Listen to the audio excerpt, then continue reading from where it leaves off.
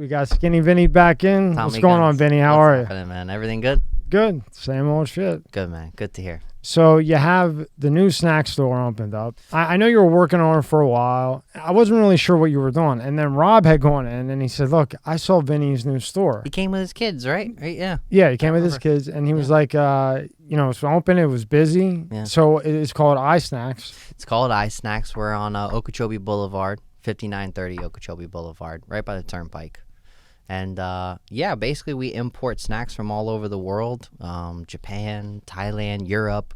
So, like, where's this from here? This is what? So that's a Sun-Kiss from China. This is a Sun-Kiss from China. It's grapefruit flavor. So you really won't be able to find that flavor, American, but possibly. But most of the ingredients are much different. The way they manufacture them, process them. There's a lot of different ways and, steps that they take that are different than ours. Okay, so like I drink Diet Sprite, and you got, what do you got here? That's tropical mixed Sprite. That's a Sprite tropical mix. Yeah. Okay, so now what's so special about this? Looks like a regular Sprite bottle to me. It's a limited edition Sprite. It's not really sold everywhere, right? Like, for example, McDonald's has a Sprite tropical mix, but really they're basing that flavor off of that Sprite right there. So this is not a Sprite you can just walk into any Publix all over the United States and get, right? It's definitely harder to find. This one's not as, like, exotic and rare. I just love it, and I brought it, so that's why. And it's just really good. Yeah. But a lot of our other stuff you won't ever be able to find if you walk into, like, Publix or Winn-Dixie or wherever anybody shops, because we have to directly import them from other countries for people to try, So if someone were to say to you, okay, Vinny, describe your store, what would the description be? Describe our store. Let's see. Describing it would be basically bringing part of the world right in one little epicenter for everybody to try different cultures, different ideas of what people think tastes good, right? So, for example, this is a Berry Rose Minute Maid with little bits of fruit in there. So our Minute Maids don't have little bits of, actual fruit. And that's from what? Japan? That's from China, too. That's from China. Yeah, the Tropicana is from Japan. Okay, so like the Tropicana, the orange juice, right? I actually have it right here in my cup. I mixed a lot.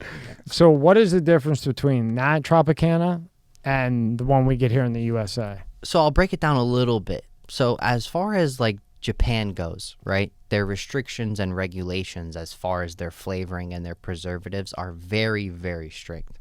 So they cannot put all these crazy additives and bullshit like the American can, right? They just don't allow it. And I would say Thailand is right behind them, and Europe would be not too far behind them as well. That's interesting. So in these other countries, they're not putting all the preservatives in and all those other things that kind of have been kind of suggested to cause cancer. I mean, look, as far as, let's say, some gummies from Canada, right?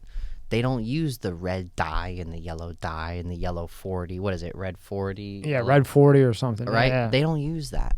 So it's just a different, unique kind of taste that we're trying to bring everyone who doesn't have the luxury of going to all these places, right, and trying their food. We just try to bring it home for everybody to taste it and actually experience, because most of these flavors are based on the culture of the people for hundreds and thousands of years. Now, right? Do you think that they're not using that red 40 and everything for health reasons over there? Because, I mean, they do live till they're like 300. I mean, let's look at it like this. Well, this is Canada now. We don't have many. We have Skittles from China, which are amazing as far as it blows the quality of our Skittles. Taste different? They're actual gummies. Really? They're not hard. It's ridiculous, man. I should have brought some in, but they are the best tasting Skittle I've ever had. So, we just try to have everyone else have that experience as well. So, like, if I'm from El Salvador or I'm from France, I could go in your store and find something in there from France that I wouldn't be able to find somewhere else. France, 100%. I mean, look, we just started about 3 months ago. So we're working, attacking country by country by country to bring it in. Because, we got the idea from a couple stores that we saw in New York, and there is actually one in Florida already. that we know of. And, we just started to see what they had, and we thought it was a cool idea. But we wanted to attack it from a little bit of a different angle. We wanted to get as many countries as possible in there, right? Right. So it's been a little bit of a tough journey with the COVID and everything, but we've managed to have a pretty, large variety of stuff to fill up the store that we have. So yeah. Can you pull up tab 2, Ben? So now, do you have any issue with import-export? I mean, that's yes. Because now with the pandemic and all that going on, do you have trouble getting it in? So it's been a decent journey as far as that. We haven't had many issues. We've had a couple, but we get directly from the country, from the source, and they are pros at what they do. We don't go through a wholesaler in the United States or anything like that. We get it straight from them. So it's been all right, so here's your store here, right? Yeah. So so tell me what I'm looking at here. You're looking at our Kool-Aid man. That's our guy right That's there. Your Kool-Aid guy? Yeah. So this is just a video I took of the store. It glows in the dark at night. It's got the black light paint. It's really unique. So you got some exotic cereals going on right here. You got the little lounge area, right? Ben, go to the next tab over, one more over. Yeah, so those are a bunch of drinks, obviously, from everywhere. Okay, so what? That's Chinese, I guess? So these are Pringles from Malaysia. Oh, okay. Actually, yeah. And they're all kinds of wild flavors, sizzling barbecue. That's a rose red chili, black truffle pepper, braised pork, right? Holy shit. Yeah. So it's definitely stuff that you can't really, get your hands on unless you actually go to that country. Right. There's a bunch of other websites and stuff like actually, trying to push it. But it becomes a little bit more of a complex game when you're talking about expiration dates and you're talking about, the actual flavors that you're getting. We're trying to get flavors that are like more relatable to the people. This podcast is brought to you by Monster Energy. Tear into a can of the meanest energy drink on the planet, Monster Energy. It's the ideal combo of the right ingredients in the right proportion to deliver a big bad buzz that only Monster can. Monster packs a powerful punch, has a smooth, easy drinking flavor. Athletes, musicians, co-eds, road warriors, metalheads, geeks, hipsters, and bikers dig it. You will too. Monster Energy is more than just the green OG. Monster has Monster Ultra, Juice Monster, Monster Hydro, Rehab Monster, Dragon Tea, Monster Max, Muscle Monster, and many more. Buy on Amazon, buy on Walmart, or go to monsterenergy.com and believe me, you'll find a place. Unleash the beast. Monster Energy. Like as far as our people. Yeah, right. So, right? But what gave you the idea to do all this? To be honest, we just started trying some weird stuff from all over the place, and then we saw actual stores popping up doing it. So we tried to, have a couple negotiations as far as partnerships with some of these people, but just didn't really work out that way. So we just decided to brand it ourselves and try and come in very strong. Humble, but strong. So what's the toughest country to get stuff in from? Right now with the pandemic and the mail, what's the toughest, one or two places that really have given you a lot of trouble? That's a tough question. I would say Thailand a little bit more because the prices are high. There's very few people kind of controlling the strings here in this game as far as, they know what's going on. I think a lot of these stores started in LA, in Los Angeles, and they've worked their way to New York and then worked their way down to Florida, right? I think we're like probably the three main states doing this kind of business.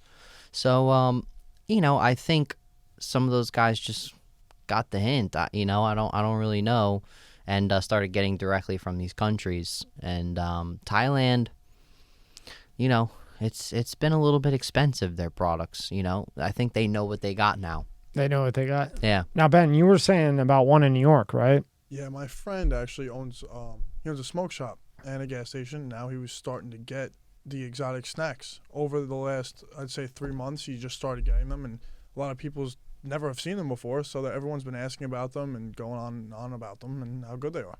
Yeah, I think it's a new wave.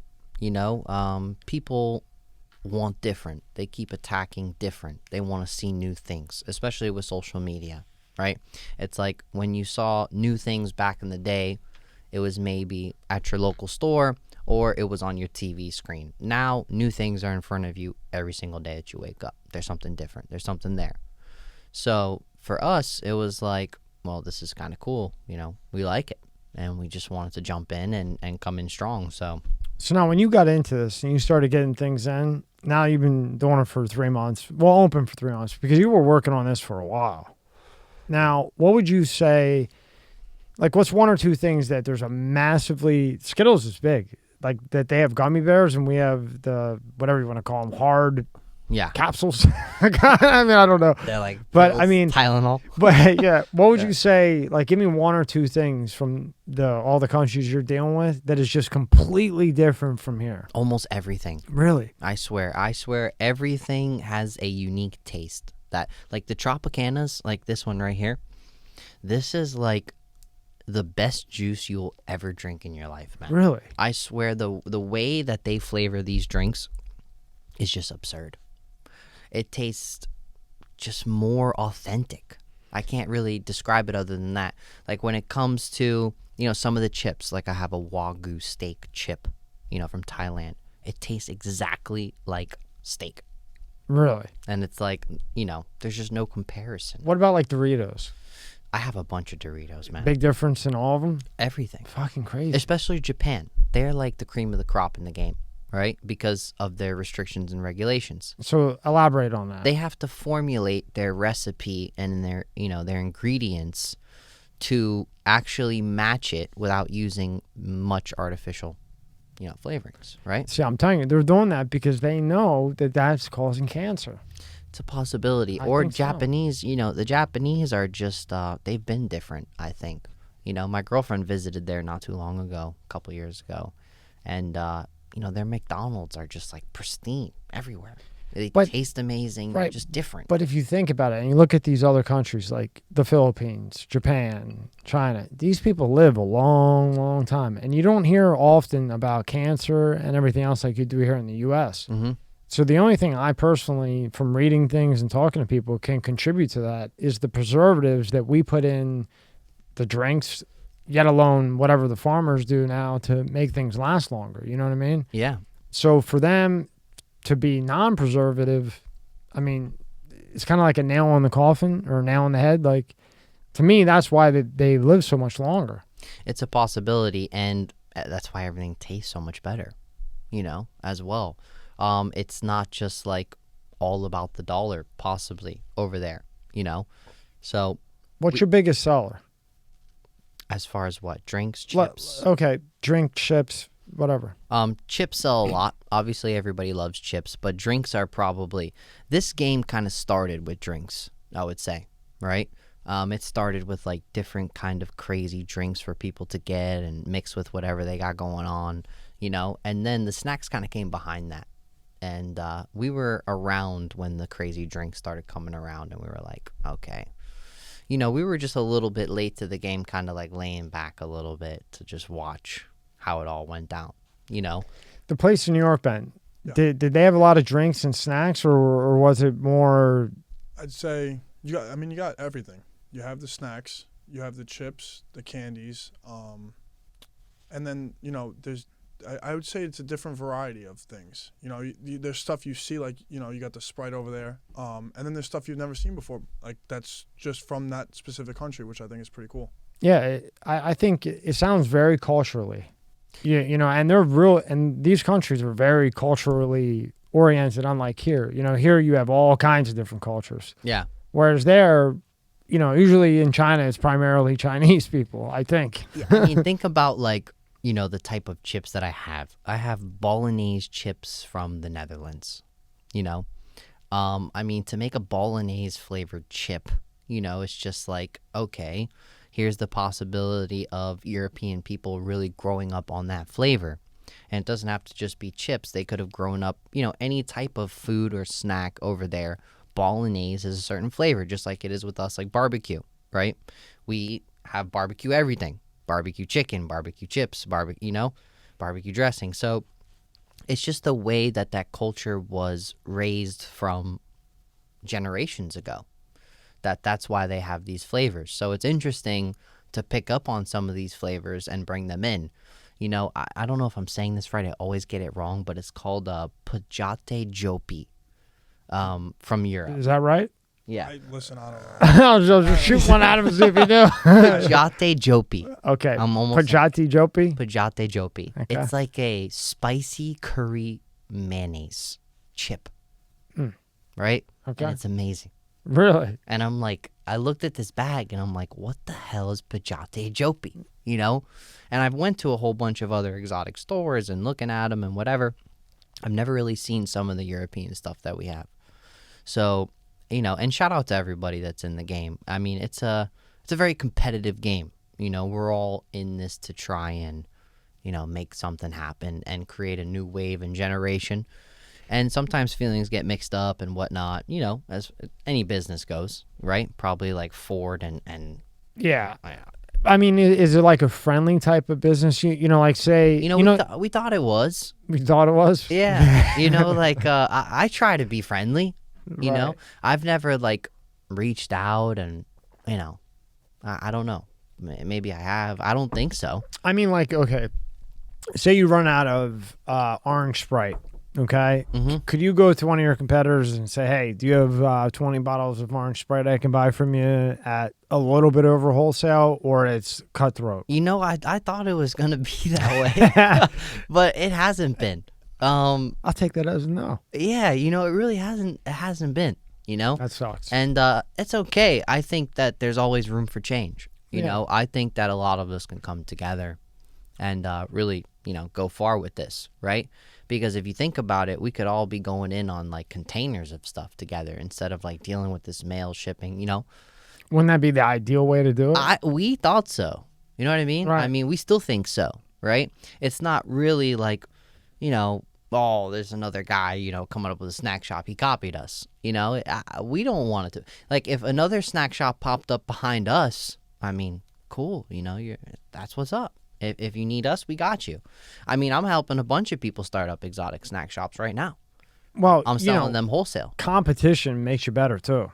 Competition makes you better, but it's always nice to be able to be in competition, but also work together. I think so. And in something like you're doing that I messed with in the past, not the same thing, but with the international thing, it would be so much financially smarter for 4 or 5, 6 of you guys to get together, like you said, and order a container, especially with everything going on, quarantine, everything else. You know what I mean? 100%.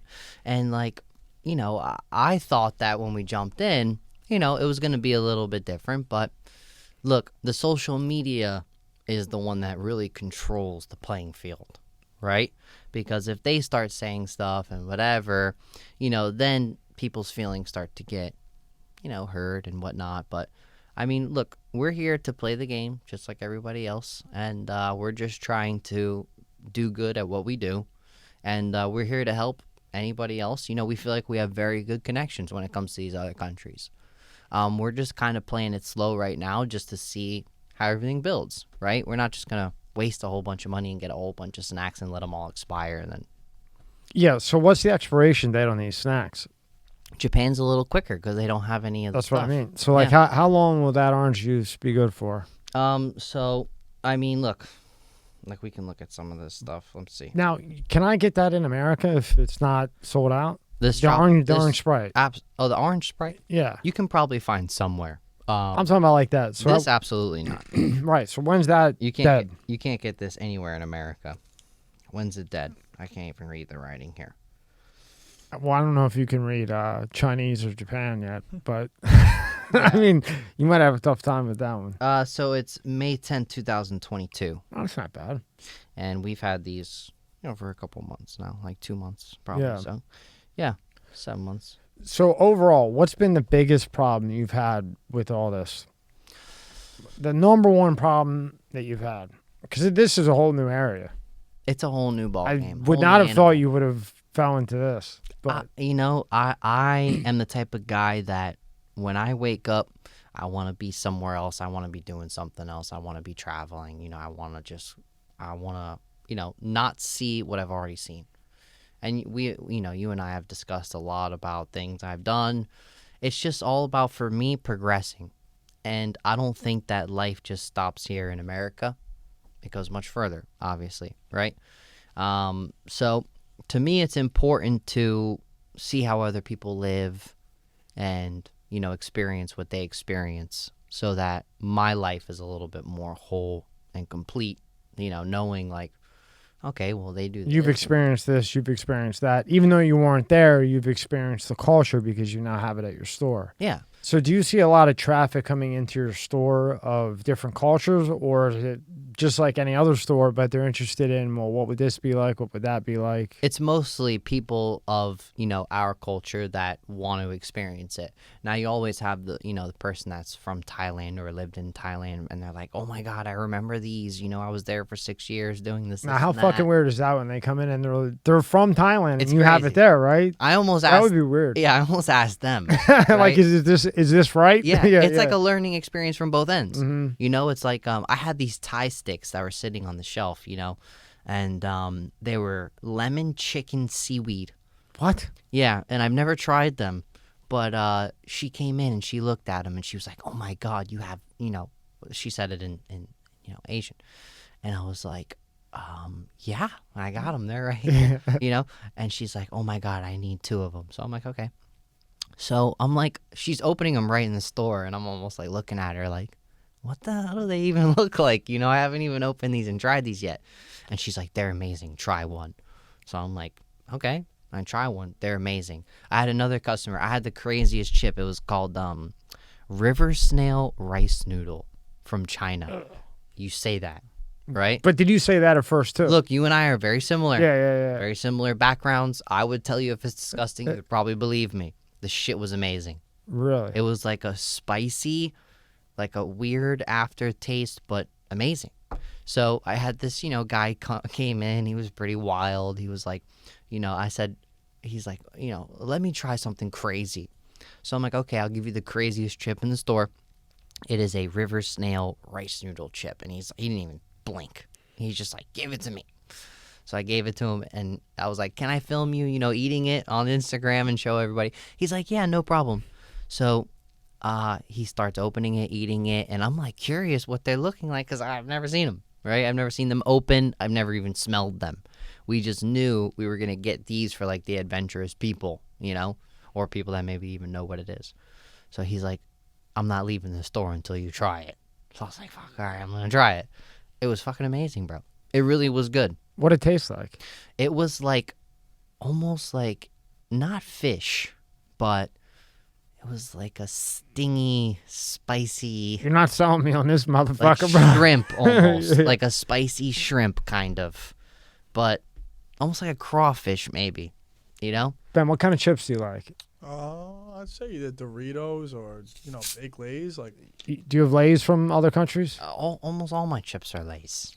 I got a lot of Doritos, though. I got Doritos tacos, Doritos cheesy cheese. I got, let's see. We got to check them out. We got to run over there and just try them out. Of course you have to. I'm actually, offended you haven't been there yet.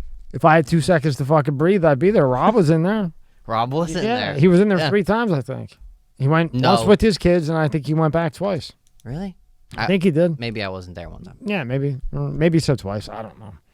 Now you got me like, what kind of Doritos do I have, man? I got crazy Doritos. You got a shit ton. I do. Can you pull up tab 4? It's your website. So the website is iSnax.us, right? Yeah, and it's super simple and easy to use.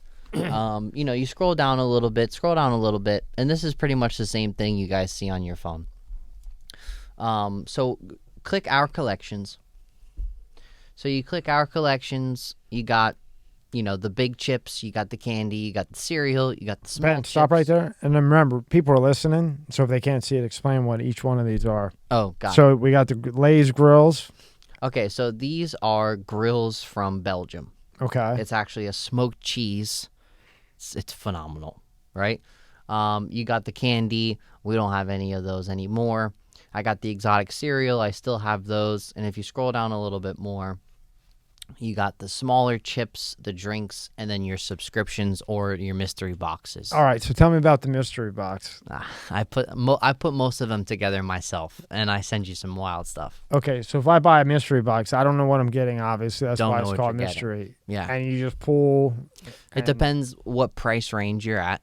You know, Yeah. we have 50, 150, or I'm sorry, 50, 100, 150, and then 250, which is our Supreme box. So you can put in a subscription, and then you can get auto-charged every month, and we send it straight to your door. What's this Mars shit here? Click on that one. That's a Pat. milkshake from United Kingdom. Get the man. fuck out of here. Yeah, you don't know anything about that, man. I don't know shit about this. Nope. Scroll down, Ben. Oh, you got monsters in there too? Yeah. Oh, damn. Now, what is That's actually an energy drink from Japan. Wow. Yeah. So as you can see, this business, right? So a lot of stuff will sell out quickly. So Vinny has Mars chocolate milkshake. That's from the UK. He's got Fanta from France, 7-Up from China, G-Zone PlayStation 5 collab. Hold on. What do you know about that PlayStation 5? I know that everybody on the planet wants it. Yeah. Keep going down, Ben. It's a good More answer. 7-Up, Mountain Dew. Weren't you telling me that Mountain Dew was a big seller in there? So that is from Malaysia. Malaysia, From huh? Malaysia. Keep going down, Ben. Yep. Keep going. That chocolate milk is the best in the world, man. Is it really? Go to like page 3. And then just scroll.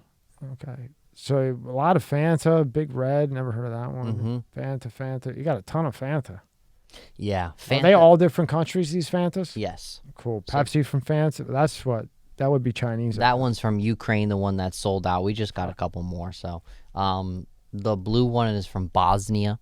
Bosnia? Yeah. That's pretty cool. Yeah. Yeah, it's actually one of the best that I have.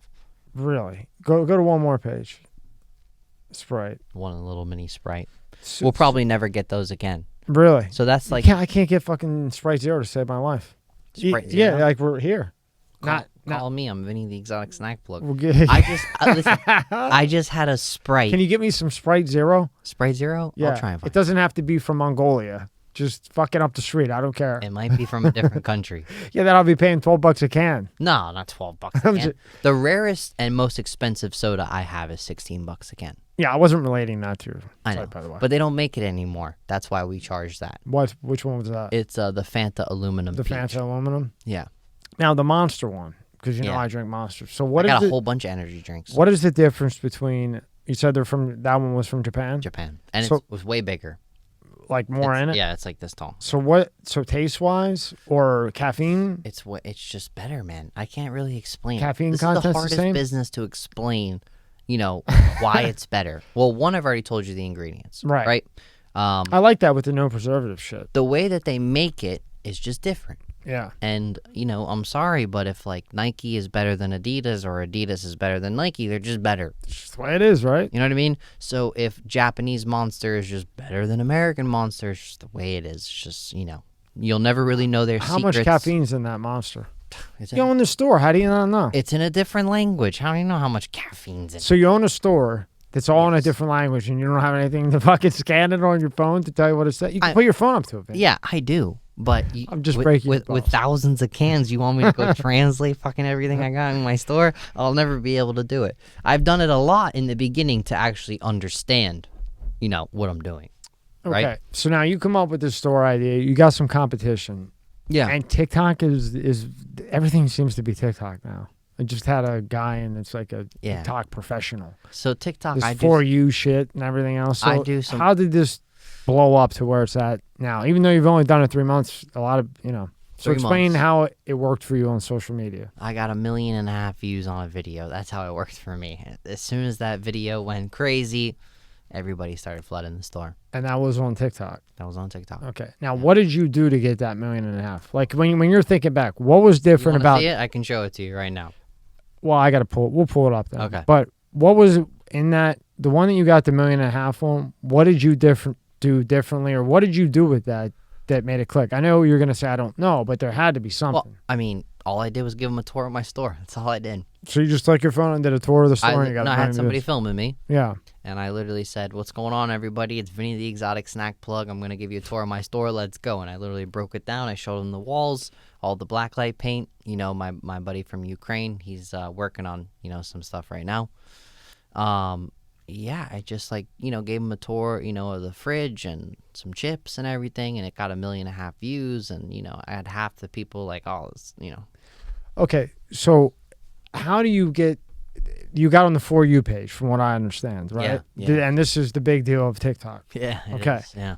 So what is the qualifications to get on the For You page? Is that the whole 1 million thing? You're going to have to call TikTok and ask, because we don't know. We've been trying to get on it ever since. This guy was just on the For You page. You don't know how he got on it. I swear to God, we don't know. We try every time. Obviously, everybody tries to get on the For You page. Yeah. We don't know why TikTok picked us to get onto the For You page, but they did. Did you use hashtag For You? Of course, everybody does, though. It doesn't mean you're going to get on. Well, I just learned that last week. Well, from the Liv and Wiley. Learn this. I put For You on everything. I don't get back on the fucking page. But no, so we have videos doing very well. 150,000 views, 160,000 views, 200 views, whatever. But we also have, some that only hit like 10,000, 8,000, 9,000, 6,000, whatever.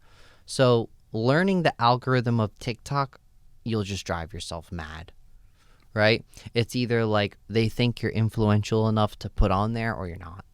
That's like how we breaking it, So we do funny stuff, like, for example, if I catch somebody walking down the street with like a regular juice or a regular Sprite, I'll come out of the store swinging, pick up the Sprite, throw it across the parking lot, kick the shit out of their hand, and just replace it with like an exotic one.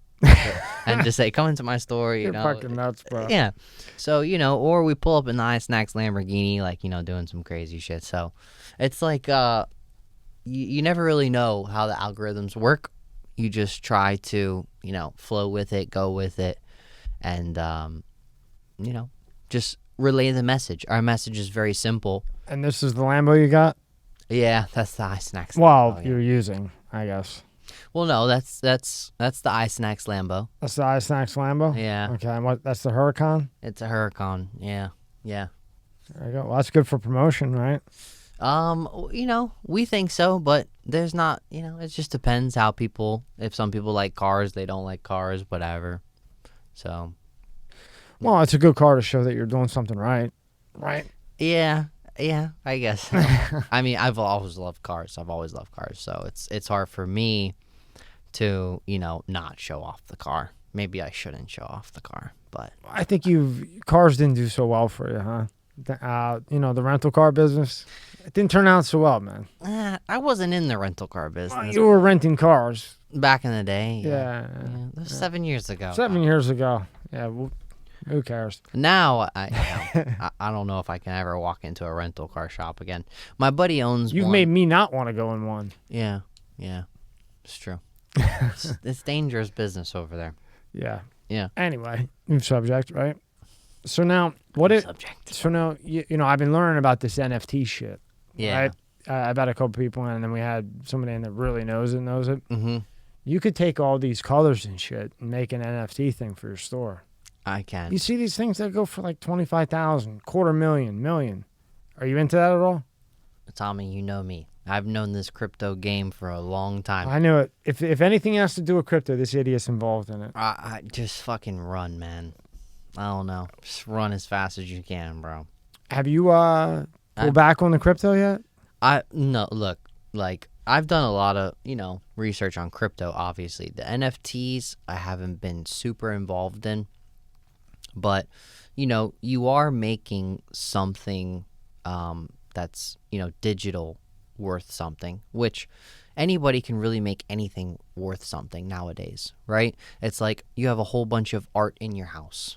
You bought that art from somebody else because somebody else thought it was worth something, right? So now you have it in your house. Not necessarily do people know you have it in your house and that it's worth something, right? It's in your house. Right. Nobody will ever see it until they go to your house. So now you're kind of digitalizing the art that you have, and you're making everybody, accessible to invest in the art. Well, they pay for it with crypto. They pay for it with crypto, yeah. Do you know a lot about NFTs? No. Yeah, I'm just starting to learn, and I think we pulled up like a monkey with like a cool looking monkey. Bored Ape, yeah. Is that what it? Yeah, Bored Ape. Yeah. There's like a list of all the top ones, and then Beebles. He was on there. I'm not a fan of this, man. I'm gonna tell you honestly. Well, it's just a bunch of shit that they slap together, and then it becomes something, and then there's one of 100, and if yours hits the For You page, I guess you're set. It's just another way of trading, shit that's not worth fucking shit. I mean, crypto's like same thing. It's like, it's not really worth anything. It's just what people think it's worth. Yeah. Like almost like we have to relate almost back to like the diamond thing, right? Diamonds establish their value from somebody thinking that it's worth that. I want that, so I'm going to pay for that, right? And it's almost like the same thing. It's like, oh, I really like that. I'm going to pay for that just to prove a point. And then it gets to the point where everybody thinks it's actually worth that when it's really not. Well, but it's worth it to the person though, because you see some of these paintings. It's like they threw paint at the canvas, and it goes for $3 million. And I don't knock the hustle. I respect it. It's it's an NFT. It's the newest thing. It's the newest wave. I would just probably never waste my money on it, to be honest. Yeah, I was just curious because it's blowing up. It's a lot bigger than I thought it was, and I never knew that it was going that crazy. And it's just it's like basically Photoshop, it seems like to me, that, and then they just make it an original kind of photo because they add things to it, and then there's no, as of now, I'm sure this will change, but as of now there's no copyright issues. Yeah. So you could take LeBron James or Lamar Odom or whoever the fuck, and you can turn them into an NFT, and they can't really sue you because it's crypto. But if cryptocurrency goes to zero, what's an NFT worth now? Nothing. Yeah. Wow, I don't, you know me. Yeah. I don't play with the crypto thing. So it's like, to me, and it's really the same thing for anything. If the dollar goes to zero, like, what's anything worth, right? So I just kind of stay away from it because I know that this is just some, big fish coming out with another scheme to Okay, well, because before you were all about Bitcoin. I like Bitcoin, right? Because it's still crypto. There's nobody behind it. I like Bitcoin because of the functionality. Right. Of transferring funds and this and this and that, right? And making everything digital. I like that. Is there anything really backed behind it? I mean, I don't think so. But I can turn my, US dollars into cryptocurrency and then transfer it somewhere else, whatever. That's the only thing I really like about it. Or change it into another coin, make a little bit, right? But when it comes to now art just coming out of nowhere, and it's worth $50,000. It's really just, instead of people painting pictures, they're just making computers. Yeah, right. Right. Now, let me ask you this, because you've had your crosshairs. Why do you think that the government hasn't really stepped in with this crypto yet? I mean, there has to be a reason. For them to let this go on this long and not regulate it, not openly regulate it, not tax the hell out of it. Why do you think they haven't done that yet? I mean, there has to be an underlying reason. I think the whole world is kind of watching El Salvador right now. If I'm not mistaken, I think it's El Salvador. They just legalized it as a tender. I think Glenn Prada, he's running for something out there in El Salvador. And one of his things was he was talking to the president, or talking about the president there, Kelly Boo, I believe his name is, something Boo. Yeah. And he was saying that they legalized Bitcoin, So I think the whole world is just kicking back, watching what they're going to do. And see how that plays out. Yeah. Yeah, but what I asked you was, why do you think the U.S. hasn't done anything yet? What other currency, what other anything that you can think of that they can get their grip on, have they not gotten their grip on by now? I mean, it's the wild, wild west. And this shit's $40,000 a coin, $50,000 a coin, and they're not behind that. They got to be some way, somehow, right? It's either it's too complex for them to really get their hands on, or it's just another plan that they got for something else. That's why they're just letting it flow, letting it run right now. For anything to go down from 60,000 to 40,000, that quickly. And then they don't step in and regulate that? It's a little terrifying. It's terrifying, but what I'm saying is, think of anything else that they wouldn't have regulated by now. Bitcoin just didn't pop up last year. There's guys that made $1 gazillion in the beginning on it. here we are, what, 5 years? You know how long it's been around, Ben? Bitcoin? Yeah. It's been around for a while. It's been around for a while. 5, 6 years? Yeah, No, longer. Probably longer than that. Yeah. Okay, let's say 10. Yeah, close to 10. Think of any other type of money I mean, I think right now they're doing demo shit. Like they're making you report over 600 or something, or they're talking about it, right? Yeah, they were talking about, I think, filing taxes on Venmo, Cash App, any of them. Yeah. Then I'll be deleting Venmo. No. But what I mean, what I'm trying to pull teeth out of you is your opinion as to, see how quick they did Venmo? They saw people were using a lot of Venmo. Boom. Anything, I think it's 600. They're talking about you have to report.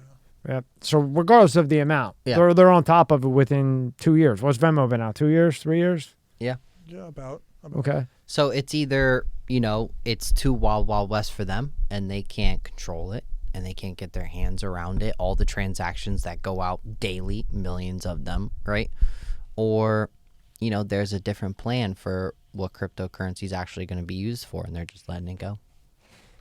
I think they're behind it already. It's a possibility. Just don't know it. Yeah, exactly. It's got to be to me. But I think they are going to use the blockchain aspect of it for other things. Everything from a debit card to a transaction. Because, crypto and Bitcoin is one thing, but the blockchain technology under that, I think they'll use that pretty strongly. Yeah, but there's like a million other coins with no blockchain. Well, I'm just talking about the underlying basis to crypto. I think the banks will use that and the government and everything else. Like it's easy to change Bitcoin to Ether and Ether to USDT. What is it? The new Tether, whatever coin. You know what the new one is? Yeah, what was it? I heard Ethereum? Ethereum or something like that? No, it's like USDT. It's basically like it's like $1. If it's worth $1, then that's what it stays at. So, there's... how are you going to regulate all these coins? People just coming out with coins. Ethereum really made this possible with this platform to just be able to create your own coin, right? So now everybody's coming out with like a new coin that supposedly has this new, feature or backing behind it. I think Kardashian did something. Yeah. I think I said, did she? I mean, I think one of the Kardashians did something with a coin, and then I don't know if they got sued, one of them, but I don't think she did anything wrong. I think it was one of those things where, like you could pay them to make a IG post. So somebody who had Bitcoin, Ethereum, whichever one it was, said, hey, Kardashian, here's however much money. Can you shout me out on Instagram? And then she did. It skyrocketed, obviously. And then it plateaued or the people who invested in it got fucked. But how is she supposed to know that? You know what I mean? It's just like if I would contact her and say, hey, can you say MSCS Media? And I turn it off tomorrow, a little bit different. But you know what I mean? Well, they should know, right? Most of these tokens are just like a pump and dump. But I don't think you could blame her because they hired her just to say something. God knows how much they got for that. Well, I mean, they can hire her to say anything. Like, I mean, she has to pick and choose what she can say. I mean, whoever's backing her up, should be like, you probably shouldn't be saying that because these boys can just sell this shit tomorrow and you look like an idiot. Right? Yeah, and I could be wrong. So don't quote me on it. I think it was Kardashian, but it could have been somebody else. Sure a lot of these, celebrities, the hottest in the game, most influential, know what kind of advertisement or what kind of promotions they're going to do, right? They don't just do everything and anything. I mean, how many inboxes, do they probably get for shit on a daily basis? Oh, can you imagine? I can't imagine. Imagine just trying to get a hold of one of their agents. Yeah. You know what I mean? The shit that they probably get every single day, right, is like, they have to pick and choose what they're going to do. So if you pick and choose this coin, right, to me, it's like, you probably have a stake in that coin, right? I mean, look at Dogecoin. I don't know. I still don't know what the fuck Dogecoin does. But now, Elon Musk is accepting Dogecoin for Tesla. Well, hold on now. Elon Musk also put $2 billion in Bitcoin. It shot up and he pulled out and he made $2 billion. Put in $2 billion, shot up, pulled out, pulled out $4 billion net gain or gross gain, $2 billion. So that's why, like, when it comes to the whole NFT world and the whole thing, like, anything that is promoted to me through social media is just like, there's probably an ulterior motive behind this, right? It's like, I can't go off of, hey, this is the new Bored Ape, buy it, because everyone else is going to be like, oh, it's the new Bored Ape, buy it, buy it, buy it. Everyone buys it. Now it skyrockets. And it's like, fuck it, we're out. It's too unpredictable. I'm not doing that. It's just like, I'm not, everybody has to stop falling for like all these, 90% of social media is just like advertisement now for somebody that wants to do something. It's social media, bro. It's killing everything. It's not good for kids. It's not good for the police. It's not good for anything. It was never really like that, though. Like in the beginning, before they let all the businesses and the promotions and it was just a place for people to connect like with one another. Like, oh, you're in Hawaii doing this, right? Oh, you're in, blah, blah, blah. Now it's like, okay, let's just shove shit down everybody's throat. Whatever they believe, whatever they buy. I mean, I remember like Instagram had this little advertisement pop up for something, and I was like, damn, that thing is really, really cool. And I bought it, and it never fucking showed up. And I'm like, oh, now I know why I should have never done that in the first place, because that's just what it is now. It's not like, a family sharing, family connecting, friends networking type of application. It's just not. Like, we just have to come to realization, and it's just not. Now, when you buy this, do you use crypto to pay for any of this stuff? No. It's all wire? Yeah, it's all, old school. Straight into the bank, wire to whoever over there, and I ship it out. Yeah. That's it. I believe, like, implementing that into the business will kind of change, like, the purpose of the business. We're not in, like, the... follow everybody else kind of phase. Well, you're an exotic business is what you are. Yeah. It's a niche. It's a niche type of thing. And to me, it's like, I don't really want to change the core values of what we're trying to do. We're just trying to bring, a different culture, a different experience to everybody so that they can try it and say, wow, this is like my new favorite flavor. Wow, I've never had a flavor this good. Wow, I never even knew they made this. That's just really us. We like to give people like that, wow, that good feeling, like, wow, can't believe they, helped me find my new flavor or did this. See, I think what you said earlier is the best part of it is if you can ever get to, wherever the hell Brazil or France or where was the one from? It wasn't Mongolia, but it might as well have been. I mean, I have a cream Malaysia. I have a cream soda from Sri Lanka. But what I thought was really cool that brings interest to me, like the reason I would go would be I'm probably never going to get to Malaysia, right? I'm not sure what's there for me. Maybe I will, but I don't know of anything currently that would attract me to go there. But I am interested in how they eat and what the difference is between there and here and other places. So I think it's I don't know how your dumbass thought of this. And I'm your friend, so when I call you dumbass, we've been friends. Well, actually, my cousin was mostly the influence. He was like, dude, we're seeing these. Okay, so you didn't think of it. Well, he was like, look, what do you think of these exotic snacks and everything? And I was like, I think they're pretty cool. Whatever. I think it's really good. So we went out and tried them and everything else. And then, we thought of the business, like to just do it. But, I am not like a super social media type of guy. So if there's a new exotic fucking snack trend going on, other people are going to tell me first. They'll come in and request it? No, I'm just saying like with the idea with my cousin or, my girlfriend, whatever, it's like they'll tell me first. Yeah. Right? And then I'll think of what to do later. Well, you can't do everything. Because I'm not this guy to like, Bored Ape, NFT, like I'm going to go attack this. No, somebody else had to tell me this shit because I don't care. I'm like focused on a single goal, And what's the goal?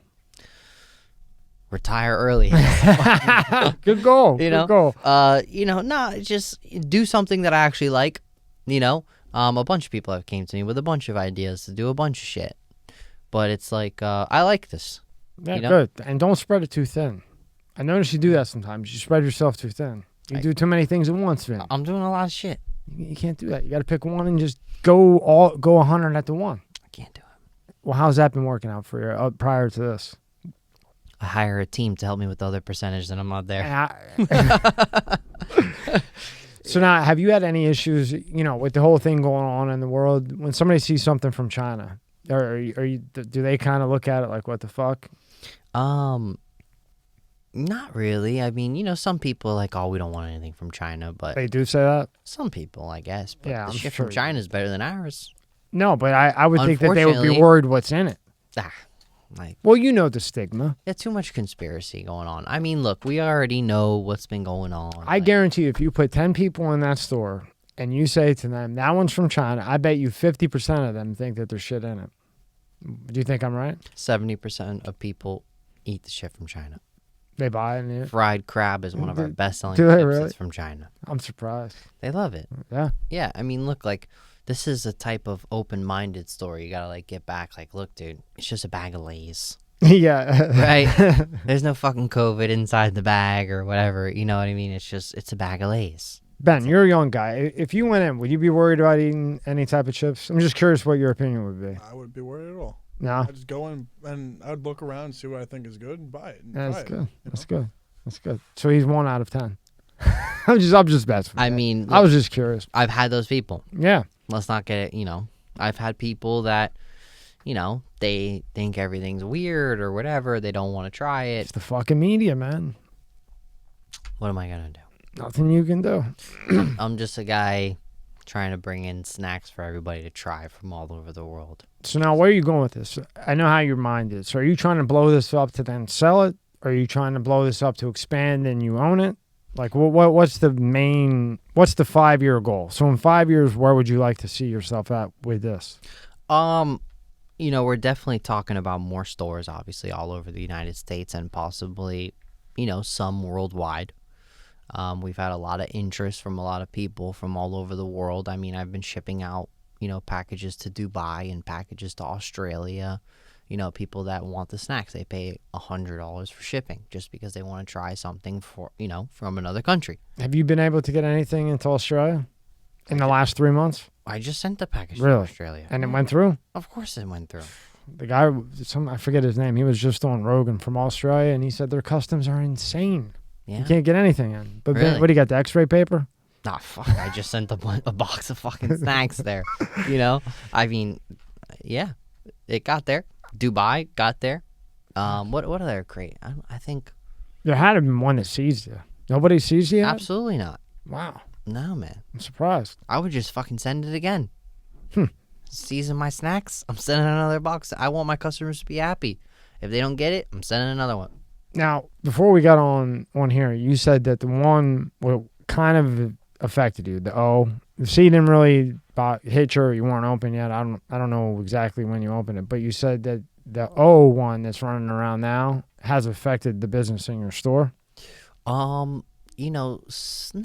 too bad, but I've just seen a little bit of difference as far as people's concerns and whatever. You're seeing it build up. We just went to Orlando and there was a bunch of concerns and whatever. So I know it's going on. But I mean, look, like our website is doing well. Everybody's ordering from the website. People are still coming into the store ordering. I think it's like a place for everybody to get away, from all the nonsense and just like, hey, we're going to go, get some snacks, get some vapes, whatever, and, just go back at home. Do you see this clearing up anytime soon? Just going, getting back to, do you see any way that this turns back the way it was a year and a half ago, 2 years ago? You really want my opinion? Yeah. Absolutely not. I don't either. I don't see it. Whatever this buildup is, man, it's not good. It's just like you can just see that there's so many steps and layers of like what they're layer doing. Upon layer. And then when you really dig into it, it's almost just from talking to people, just from talking to people and then reading to see what they said. And when you get into it, it's fucking layer upon fucking layer upon layer. It's unbelievable. Like you can go down that wormhole, like the political wormhole. Yeah. It's just from big pharma to shipping to everything. It's just fucking layer upon layer upon layer. I've been this guy for a long time, man. Since 18 years old, I've been telling people about the music industry and, these guys that are actually coming forward, exposing some of these secrets that people are just like, brushing off like they're crazy. I've been that guy for a long time, and everything I've ever actually brought to light from videos that I've actually shown people that had truth behind them, from people that were actually eliminated and things like that, it's all very real, what they were trying to say back then about what's happening right now. Well, I was talking the other day with somebody, and, Dr. Malone has invented more V's than anybody on the planet, right? For him to go on Joe Rogan, because he's getting the wrong information, basically they're just sending whatever, okay? And if you want to watch it, it's really good. I mean, it'll tell you everything you need to know. But for him to come out of his little lab and go on a podcast, it's fucking bad. These are guys that do not want to go on a podcast. These are guys that you never see. They're behind the scenes in their lab and you never see them. For him to come out and do 3-4 hours from Joe Rogan, you know what I mean? You know it's bad. Yeah. And then when you listen to the man who's invented more than anyone on the planet, and he's going step by step, this bullshit, that bullshit, that, you sit back and you go, wow, this is really fucked up. Yeah. And then because they fucked with him with that dewormer shit, you know what I mean? He's just been plummeting them one after another, one doctor after another doctor after another doctor that would never come out of their hole. Never. Yeah. Everything from, civil suit lawyers that testify, their, that's their expertise to do civil cases with health, to scientist after scientist, just bang, bang, bang. Mm-hmm. To the point where they went on media and said that they wanted Spotify the doctors want Spotify to censor him because he's giving misguided information. Yeah. So they don't like the fact that a professional with a degree longer than all of our dicks combined and the 50 million people in Florida right now, because it's kind of free, have more education than all of that combined. Yeah. And they're coming out and just hitting left by left, right and left and right. And it's like, fuck. I think of it like much bigger. I think of a very big picture, right? It's like, if me and you got in a fight, right? And only my guy Ben here was to see it, right? So Ben is going to say, oh, Tommy won, right? And Vinny's going to say, no, Vinny won, right? So now you have two people that are already causing mass confusion about who won the fight between Vinny and Tommy, right? Because there's only two of us, right? And there's only one eye sees it. And, that's how this wormhole starts, man. It's like one scientist jumps on and says one thing, and then another scientist jumps on and says another thing. Nobody knows what to fucking believe anymore. That's why I don't listen to any of it. But listen, here, you're wrong. Here's what's happening. I can't say that. That's good. That it's good that one scientist says, no, you're wrong, and this scientist says, no, you're wrong. And then they come together, and he takes his hypothesis, or whatever you want to call it, and he takes his hypothesis, and they put them together, and then they both evaluate what's wrong. The problem is... But it's not like that anymore. But the problem is the information they're getting from the companies isn't accurate. Why isn't it accurate? Because when they do the studies, the people overlooking the studies are part of the company. So if I give you... It's always been like that. No, it hasn't. If I give you 100,000 whatever thing, okay, and I give him 100,000 placebo, there's supposed to be a third party or government person overlooking that case study. That's not happening. The own company, the company itself. So you're iSnax. iSnax is overlooking iSnax's case study. So somebody croaked from a chip.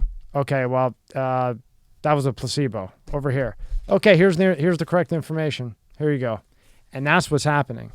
And then these heavy-hitting doctors are getting all different types of information, and then as they're going through it, they're finding flaws and flaws and flaws and flaws. So because of that, you have 19 different scenarios, 19 different outcomes, because they're all getting different information, incorrect information, and it leads back to that the third parties or whoever's overlooking the studies are part of the company that made the study happen. It only comes down to one word, and it's been the same word that these boys have been portraying since the fucking 30s, man. It's deception.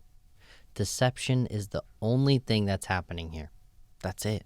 And that's the only word that they've ever used. Like, all these guys that I have been researching since I've been 18 years old have all been saying the same thing. It's deception, right? So when it comes to deception, deception comes with confusion, right? Nobody knows what to do, right? It's either you got the jab and, you're still wearing the mask and whatever, right? It's nobody knows what to do. And that's like that's step number 1. That's not even step 1. It's probably step 3. We're already way past step 1, So for me, it's just like you have to come up with as much information by as many people as possible and put together your own shit, because there's going to be 40 scientists saying this fucking thing, 40 scientists saying that. I'm looking at it from just a little bit bigger of a picture, right? Yes, this company, is overseeing its own studies and there's nobody over them and blah, blah, blah. But to me, like, who can actually fucking believe that with everything else that's just misinformation? Because those companies went to court. Yeah. And what they did was instead... But people lie in court. Okay. No, they don't. Of course they do. No, they don't. Let me explain it to you. Okay. They go to court. Mm-hmm. There's civil litigators there. There's expert testimonies there. And they're found guilty, these companies. Mm-hmm. Where you, me, or Ben would be doing life in jail. Yeah. These companies pay $9 billion and they walk out the door. Yeah, I get all that. And with the scientists, with all this, what you're missing is that how can they have a conclusion when all of them are getting different information? And you can't deny it because you have the top guys coming out with saying they're getting bad information. So, but what qualifies them as being the top guys, right? Like, for example, yeah, sure. Fauci's supposed to be a top guy. Fauci. We're not going to get into it. Right. No, you're right. Okay. Fauci's supposed to be a top guy. Okay. No. I'm talking... so there's a lot of top guys that are classified. When I say top guy, I'm talking a guy like that has education filled out through this paper, and 20 million fucking years of education. Dude, but he can be as smart as fucking Einstein, right? When it comes down to simple shit, the guy can't perform. People are very, very good at, certain things, and when it comes to other things, they're not. Yes, they can, do all these studies and analyze them and do the experiments. Vinny, we're talking about Dr. Malone. He is the top vaccinologist in the world. There's no one even close to him. According to his fucking record. Yeah, a bunch of pieces. He's patented one after one after one after one. Okay, I can't get to. Go bigger. There is nobody bigger. Listen, I'm saying think bigger. He gets all these pieces of paper, fucking education, blah, blah, blah. Not this type of guy. Come on. No way. They all say not this type of guy. No, I'm telling you, no. Okay, you watch Dr. Malone, and when you come back in... I've seen a little bit of his stuff. Watch the whole thing. What's he look like? What do you mean? What's Dr. Malone look like? The guy with the fucking gray little slick back thing. He doesn't have a gray slick back. What's he got? He's got a fucking Santa... He looks like Santa Claus, and smart as a rocket. He's got a gray fucking slick back hair going on. Okay. Did I not? Okay. All right, I'm pull a picture of him right now. Ready? Well, pull up tab 5. Hold on now. I've seen tab 5. Yeah, Malone he's the top vaccinologist. That's all there is to it. Okay. You have your opinion, I have my opinion. Now, here's something I want your opinion on. So tell me, what's this guy look like to you? Who? Does he not have a fucking gray slick back hair? Well, I guess it's like I don't know what it is. It's a fucking yeah, that's it, man. All over the place. Yeah. Okay, gray hair. That's what the fuck I said. Gray hair guy. Right. Now look at this. Your credit card score may soon depend on your web history. Scroll down. I'm gonna need to make another fucking drink for you with all these politics and shit. In the not too distant future, your internet habits could help determine how much house you can buy and the rate on your next auto loan. Jesus, sounds ridiculous, right? Your credit score, the 3-digit number that tells lenders how responsible you are, is based on simple financial information like your payment history and debit level. But research posted to the International Monetary Fund, the website, suggests companies will soon be looking at a lot more data to get an accurate picture of the risk they pose to the borrower. That's weird. Mm-hmm. Scroll down a little bit. Keep going down. Lenders could soon use data from your browsing, search, and shopping history to create a more accurate credit score profile, basically. Now, that's just more control, right? I mean, what do you think of that?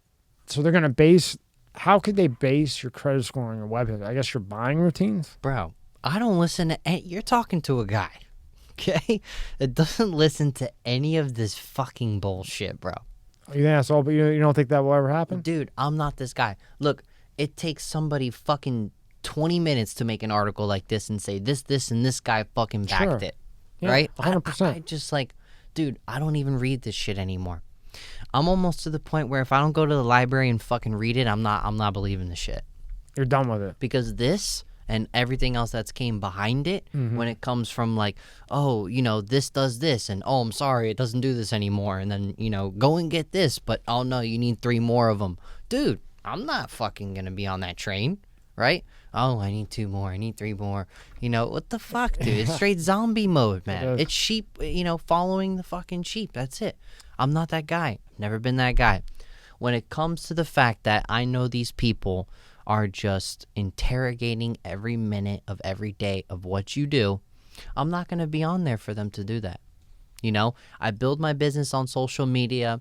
I post a picture here or there, here, yeah, I'm in Orlando, whatever.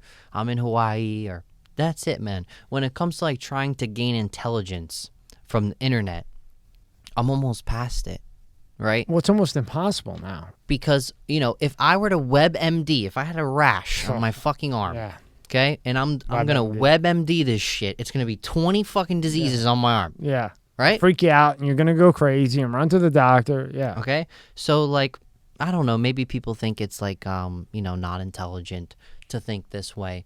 But if you actually understood the type of bullshit that they're putting out every single day, not only through just the news channels themselves, but through these articles.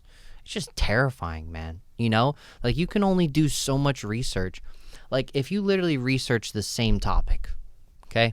How is chicken fried? Let's just think something stupid, okay? It'd be 1,000 different ways to do this shit, right? How can you possibly gain the measles, right? I'm talking anything, okay? It's 1,000 different ways that you can gain the measles from this internet. When really, in all actuality, it's very simple, right? So that's why, to me, it's not of importance to know what everybody else is doing anymore. As sad as that sounds. Because, like, one day it's like everybody's, locked down and worrying about this shit. And then the next day it's like, oh, it's going down and blah, blah, blah. And the next day it's back up. It's like people just need to take a step back and understand that whatever is going on through here is what they want you to hear, right? And I think we said this a long time ago. It's like when I was in school, right? My teacher told me, this is the color red. This is what it fucking looks like. Memorize it. This is it forever, right? I will always know that this color is red because I was taught that when I was a baby. What if it's not fucking the color red? What if red, hundreds of years ago was fucking blue, right? But now in today's society, it's red because somebody told me it's red, because a textbook told a teacher it's fucking red. I can't live like that, dude. I have to like make my own opinions, even if they're stupid and other people think they're stupid and whatever. I just can't. I can't listen to this shit anymore, Well, how I can relate to that? Because through my, my past, I ran into some people, and I never looked at it the way I did until after I ran into this guy, and he blew some shit up. He was from wherever, Afghanistan. I don't know where he was from, just some third world country. Okay. From the time he was born, all he knew was blow up America. That's all he knew. Yeah. Just like the color red. So that's what he thinks he's here to do. From a baby. Doesn't know any better. Mm-hmm. Comes here, does what he does because that's what he thinks he does, ends up in jail for life, and that's the end of it. But then when you talk to him, he's in jail for life and accepts it and knows he deserves it. But when you talk to him, it goes back to the color red thing. You were taught from a kid that this is red, but this isn't red. This one's black, right? Yeah. Well, he was taught, look, this is your enemy. You're here to destroy the enemy. Yeah. And that's all they know.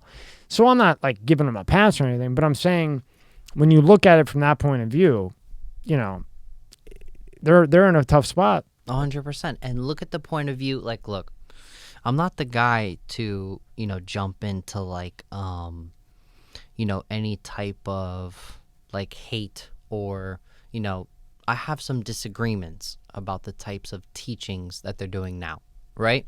I don't really care if anybody comes out like anything. You know, you can come out black, blue, straight, not straight, right? But to force the teachings that this is okay when this is not like who you are, right? It's just different for me.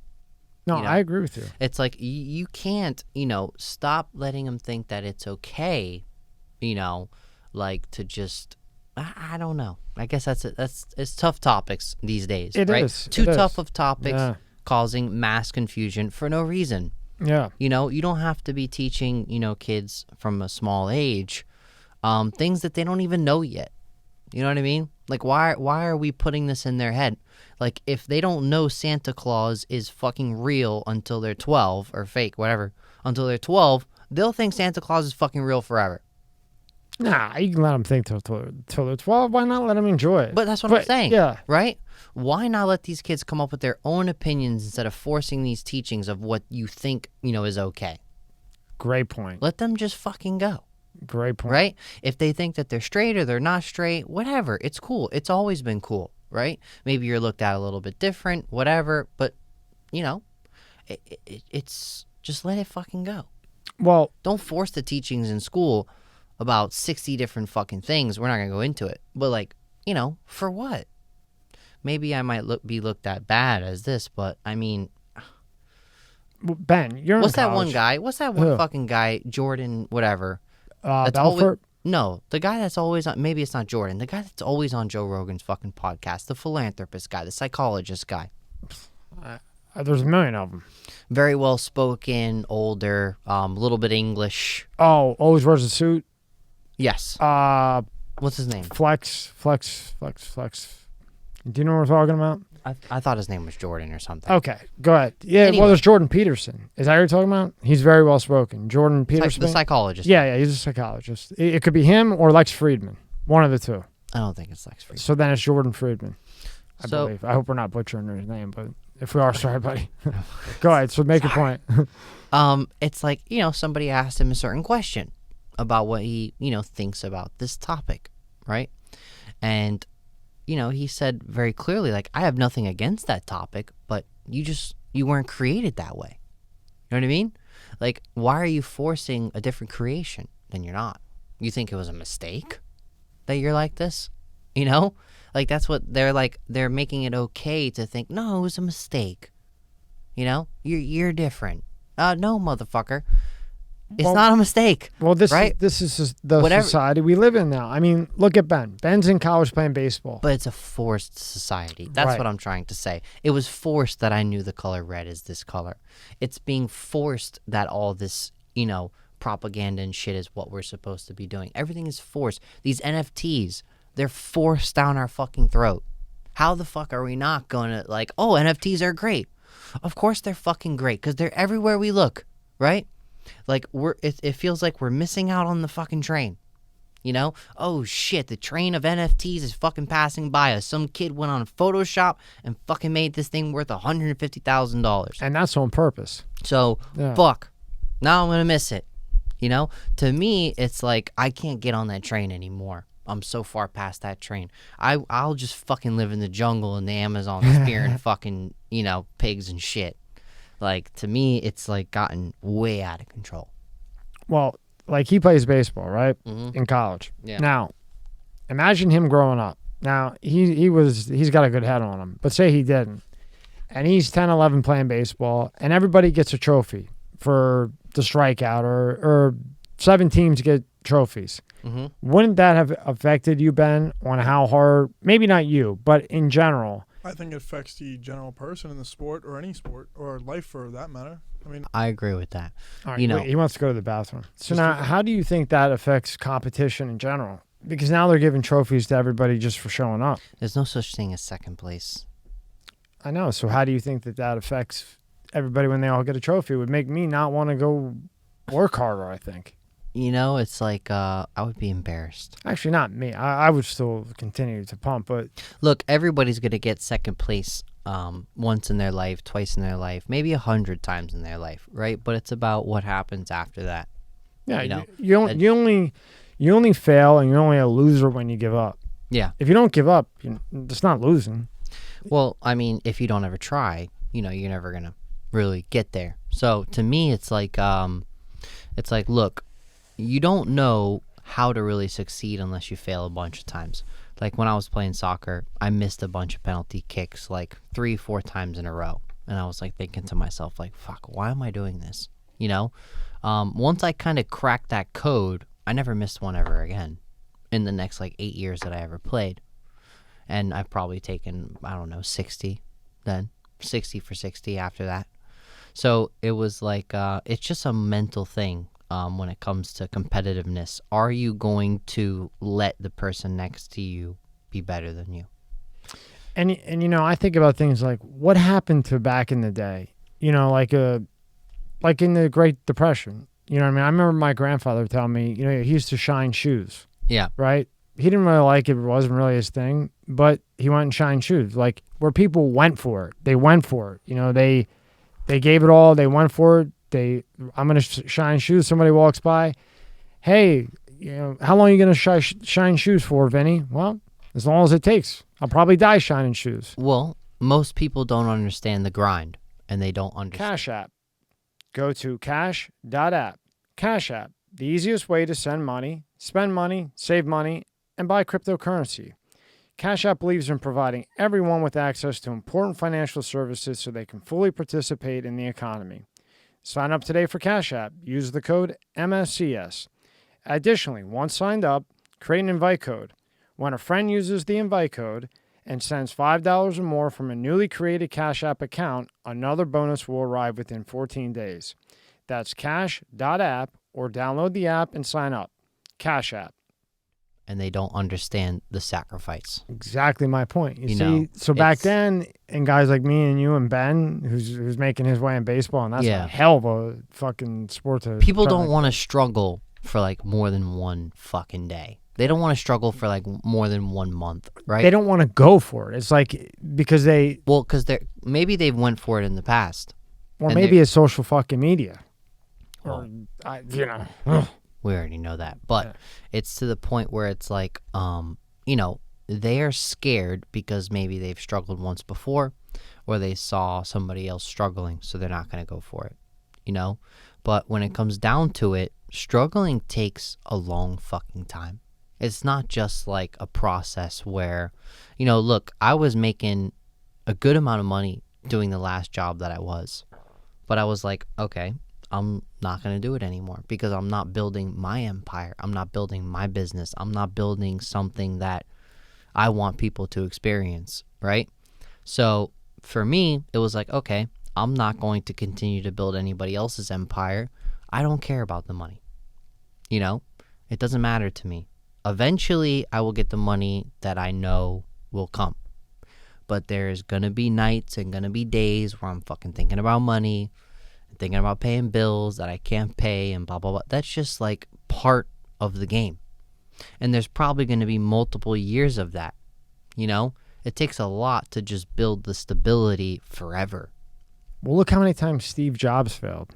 They failed 100 million times. Even after he made it and left Apple, he went to, where did he go to? Do you know, Ben? He went to another company. I forget what it was called, Nexus. It was called something. It was like a filmmaking company.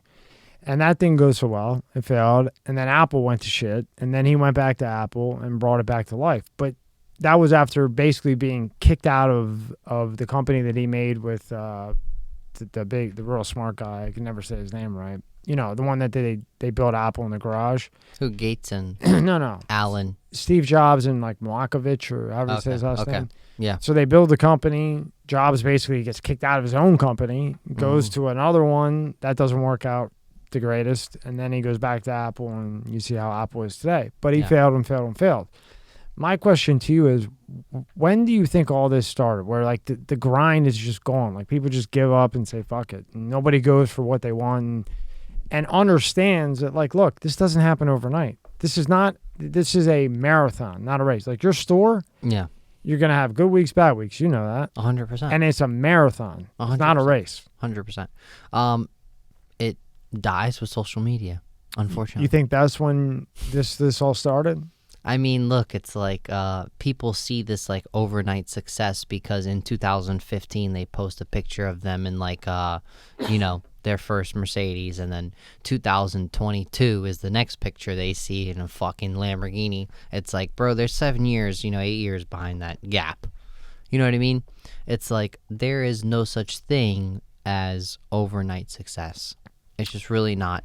And like if you're looking at somebody that has jumped from one company to another and has been successful over a month or 2 months or 3 months, that's because they failed 100 other companies before that. Like iSnax has been successful in 3 months, right? Which we're grateful for. Are we where we want to be? Not yet, but it comes to the point where I have failed doing 100 other fucking things before iSnax. I'm 30. My cousin who's my partner, he's 38. And we have done many ventures that have just like not panned out to what they thought we're going to be. What you hoped it would be, yeah. There's like, there's only 3 words really. It's like dream, think, and lead. If you don't do any of those things, you're never going to do anything. It's like you can sit behind that cubicle or whatever and build somebody else's empire. That's fine. If you're comfortable doing that, that's fine. Right? If you're okay with that $100,000, $200,000 a year job and you want to be simple, that's fine.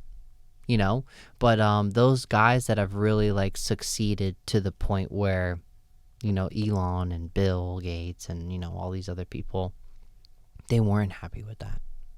So don't ask them like how they've made that or how they got there. They weren't happy with sitting in that fucking cubicle for $100,000 a year, and they never would be. Right? It's just more of like this overcoming urge to prove a point, more than just like, the money. Well, they see, like you said, they see that one person that gets the For You page and gets a Target deal. Right? But these guys are before that. So now when it comes to like Elon and Bill and all these other guys, Steve, right?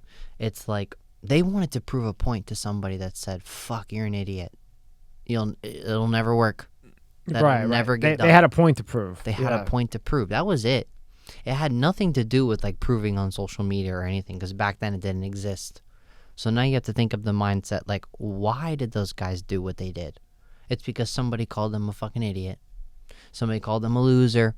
Somebody called them stupid. Something sparked that flame. And they said, okay, I'm going to fucking show you that these thoughts in my head are not that. These thoughts in my head are not, something that is to just be ignored. It's something that you will eventually understand, and it takes time. That's what people don't get, right? It's like even with the exotic snack game, the game that I'm in now, some crazy motherfucker was like, you know what? We're just going to bring a whole bunch of shit in from all over the world, and we're going to make people try this stuff and see if they like it. How many people probably told them, you're stupid? Tons. You're not doing shit. No one wants to try snacks from Japan. No one wants to fucking try a bag of chips from Thailand. How many times? But it's just that different mentality of like... I've been open-minded. I think it's a great idea. And I think if you keep at it, you'll do well with it. Thank you. I do. I think it's, and you opened up at the worst time fucking possible. I mean, you couldn't have picked too much of a worse time to start this whole thing either. And I don't even care what time I start. I'm just saying. Like, I'll lose a bunch of money trying to like grow it, right? But as long as like I prove the point, like, I was here to make a movement and here to stay. And, I'm here to give people the experience that they want, and can't find unless they go there. I'll bring it to you, and that's just it. It's just about keeping that mindset of, being somebody that... You want to win. You like it, you love it. It's good. And it's interesting. And I think you're going to do well. Yeah. Ben, in school now, what differences do you see, say, now? I think we kind of asked you in the interview with Elite and Dowd, but it was more about, you playing baseball. Yeah. In school now, in college, okay. are you able to decipher a difference between, say, today and 3 years ago? You know what it is? It's definitely more structural towards, you don't have the freedoms that you did a while ago. There's things that there's different professors have different opinions whether they want you to wear a mask in the classroom or not wear a mask in the classroom, and then other schools and other states will require you to have a vaccine, whether like here in Florida you're not required, but back home in New York you're required to have a vaccine. To go to college? To go to any SUNY or CUNY school in New York State, you have to have a vaccine. Oh. You have to have proof of vaccine. You have to wear a mask in the classroom. Now, isn't that fucking terrifying in a sense? Like, look, I'm not saying the vaccine is good or bad. I don't know. I haven't, like, done enough research on it to actually, like, know, right? I just hear all of the ups and downs about it, and I'm just playing my cards right and just, like, but it's just terrifying that we're not allowed to do certain things without it. Things that we were always allowed to do before it. Now, is the virus that bad? It's possible that the virus is that bad. I guess I just haven't experienced it firsthand enough to like change my entire life belief on it. You know what I mean? So that's where it comes down to it, my opinion on that. Now, is it one of those type of things like if you forget your mask, right? Say you go into class, will they not let you into class? If it's a professor that chooses to ask you to wear it. Here in Florida, yeah. Both schools I've been to on the East and now the West, vice versa. The West, now the East Coast of Florida. It says on every door, masks are recommended. So they kind of try to push it, but they won't like force you to wear it. Yeah, that's fair. So I think that's fair. I think it's fair as well. Yeah. Yeah, 100%. It can't get any more fair than that. We recommend it. We'd like you to wear it, but it ultimately is your choice. Got you. So here's where the mask confusion comes. Because when I go to Orlando and I go to the theme park with my girlfriend, it's like mask required, regardless of vaccination status. At the theme park? At the fucking... Outside? Dude, in the fucking thing. Wow. As it's going... I'm on the Velocicoaster. By the way, the fucking most ridiculous roller coaster you have ever been on. You ever been on it? No, I've never even heard of it. Bro. What does it do? Like 17,000 upside down things? Dude, this shit is... I ain't going on that motherfucker, I'll tell you that. Why? You scared? Hell yeah, I ain't going on that. Nope, not me. Damn, you sound gangster. I'll go to Hershey Park and I'll go on the motherfucking Comet. No circles, no loops, no nothing. Bro, I swear to God, this I'm not ride... going upside down. Fuck that. Dude, look. I said I'm the same way as you. Yeah, but I'm the guy with the no luck that I'll be the one guy that gets on that bitch and it will fall off when it's upside down. Absolutely not. Me? Man, if I didn't have bad luck, I'd have no luck. Dude, listen to me. This fucking thing is top of the line tech. What's it do? Bro, this shit does fucking everything. Like what?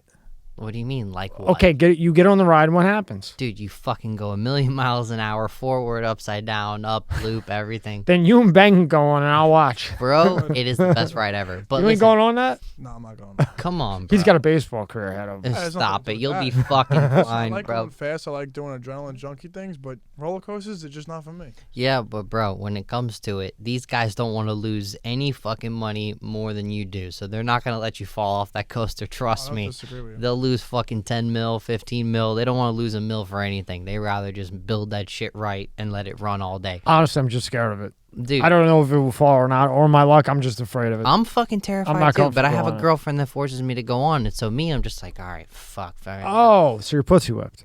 Well, and it's not pussy whip. It's just like, fuck. You just said she forces you to go on it. She absolutely does. You're pussy whipped. No, I have to do it Vinny, as a I've fucking seen man. you say no to how many people? A lot.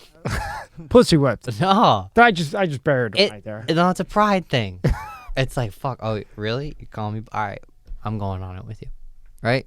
Okay, so tell us what it does. You build it up enough. What does it do? Fucking Google Velocicoaster. You'll see. This bitch fucking goes up. It even goes upside down over the fucking water. Your head is like a centimeter from the fucking water. It's ridiculous, bro. It's ridiculous. Now, do you have to wear a mask on the roller coaster? Anyway, so what I was getting at. All right.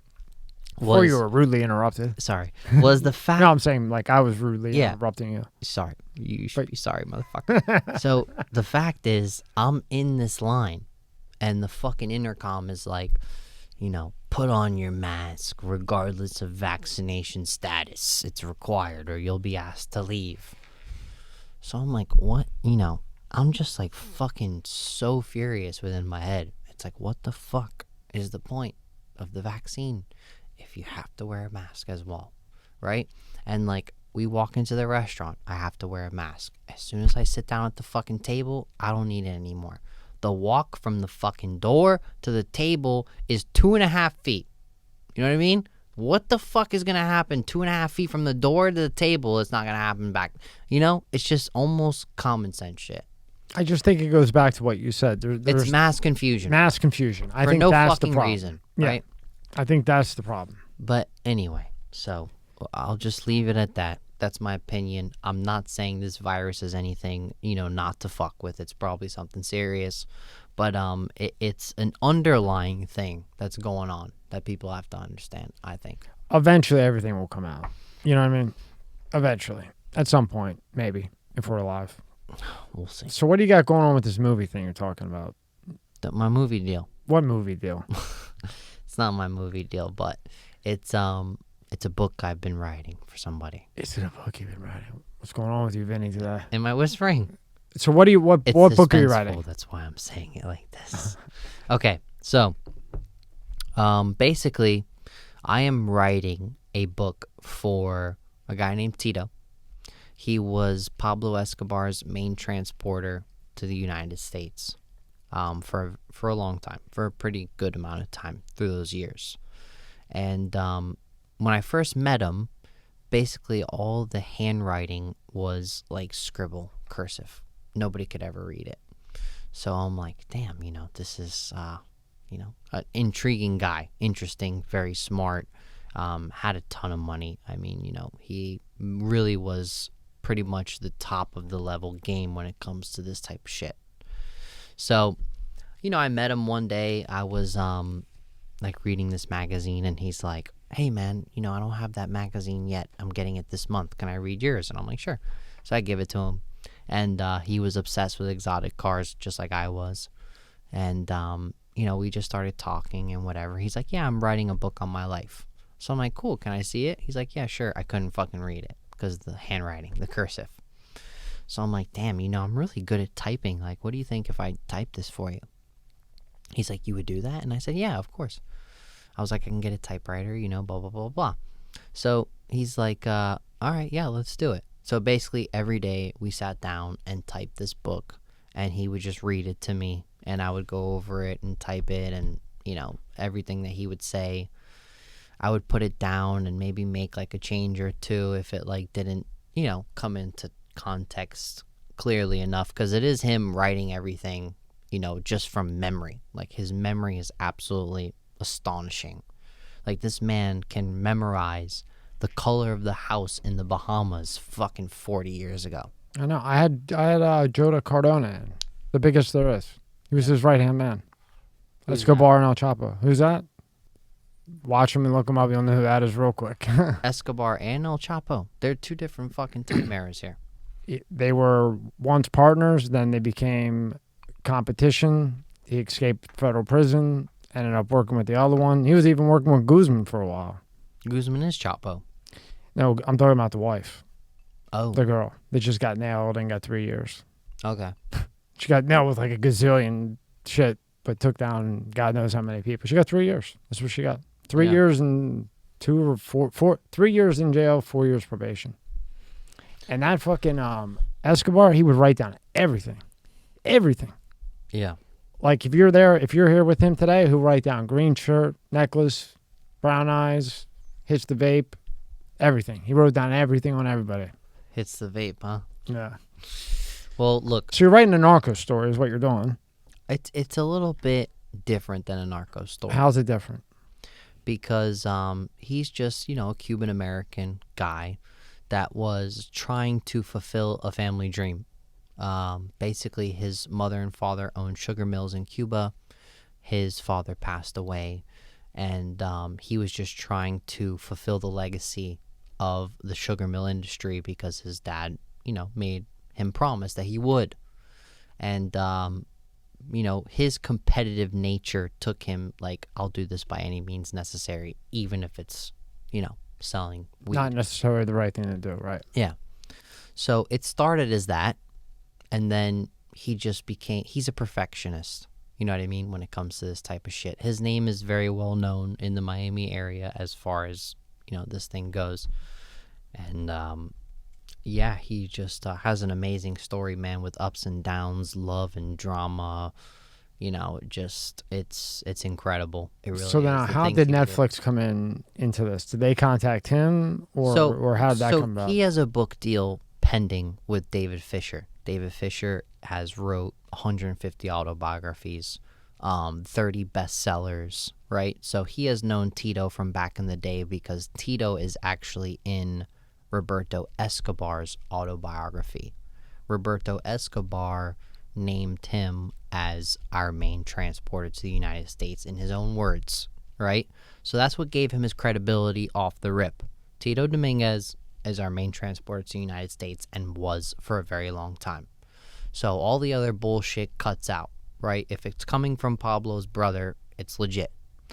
So that automatically gave me like, oh shit, okay, this guy's fucking legit, right? I forgot the name of the book that Roberto. Don't matter. Okay. Anybody can look it up. Roberto Escobar autobiography by David Fisher. Look that up. You'll find it. And then you'll go to Tito's page. There's everything on him. He owned the largest car dealership in America. One of them. He was the largest representative for Lamborghini.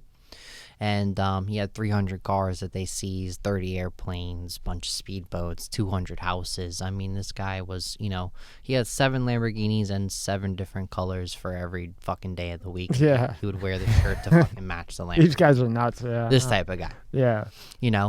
So him and I became very close, and I'm fast as fuck at typing. Very fast. Lightning fast. So, I'm a very good writer as well. So I just took it upon myself to try and push, his dream to get his story out to David Fisher, in a professional fashion, timely fashion. And so that's going to be the first thing. But when he actually was finishing his sentence, he bumped into White Boy Rick, who was sitting in Florida prison, waiting for his last, year to get released. Him and Tito became very, very good friends, right? So he read Tito's story, said it was absolutely amazing, and then he wanted to help push his story, through his guys that he's been, working with to make his story on his life that hit the movie theaters and hit Netflix and stuff. Probably contacted Seth. I don't know. Yeah. I haven't dug, that deep into who the contacts were, but all I know now is that it's a very, reality type of thing, that this is a possibility. It could happen. So I've been working hard on that, working hard on the snacks and stuff like that to try and... Where's it at right now with Netflix? So right now it's almost past Netflix. It's actually in, theater type of hands. For movie theater? Yeah. You're not documentary type thing? Like Paramount Pictures type of dealio. So that's where it's heading. Do you think that movie theaters will survive this pandemic? I think so. See, I don't know.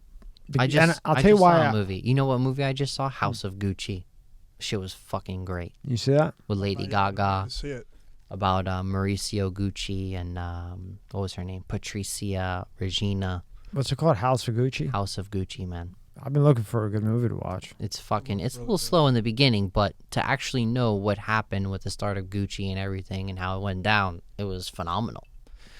Just to see, like, not only the amount of money, but the amount of betrayal, and it was insane. Betrayal. Oh yeah, really? Watch it. Give me a summary. Just give a summary. Don't spoil it. Just a summary. Gucci's not what you think it is, man. All right. It's like, let's just say that, the Gucci family they were fucked up. We could just say it like that. They were fighting their own demons and stuff, family wise, and it just comes to, that fame of, cutthroat, whoever's in the way to get to that stage of power and fame. Yeah. Whether it's your brother, your uncle, your sister, your mother, that's... See, I think the movie theaters are, I don't know. I don't know if they can come back from this, especially as long as it's been continuing. And then I see that HBO Max now is showing movies 1 week after Like if it comes in the movie theater, you can get it on HBO Max about a week later. I've seen that. Sometimes even the same day. Like Mission Impossible came out on HBO Max the same day it went to the theater.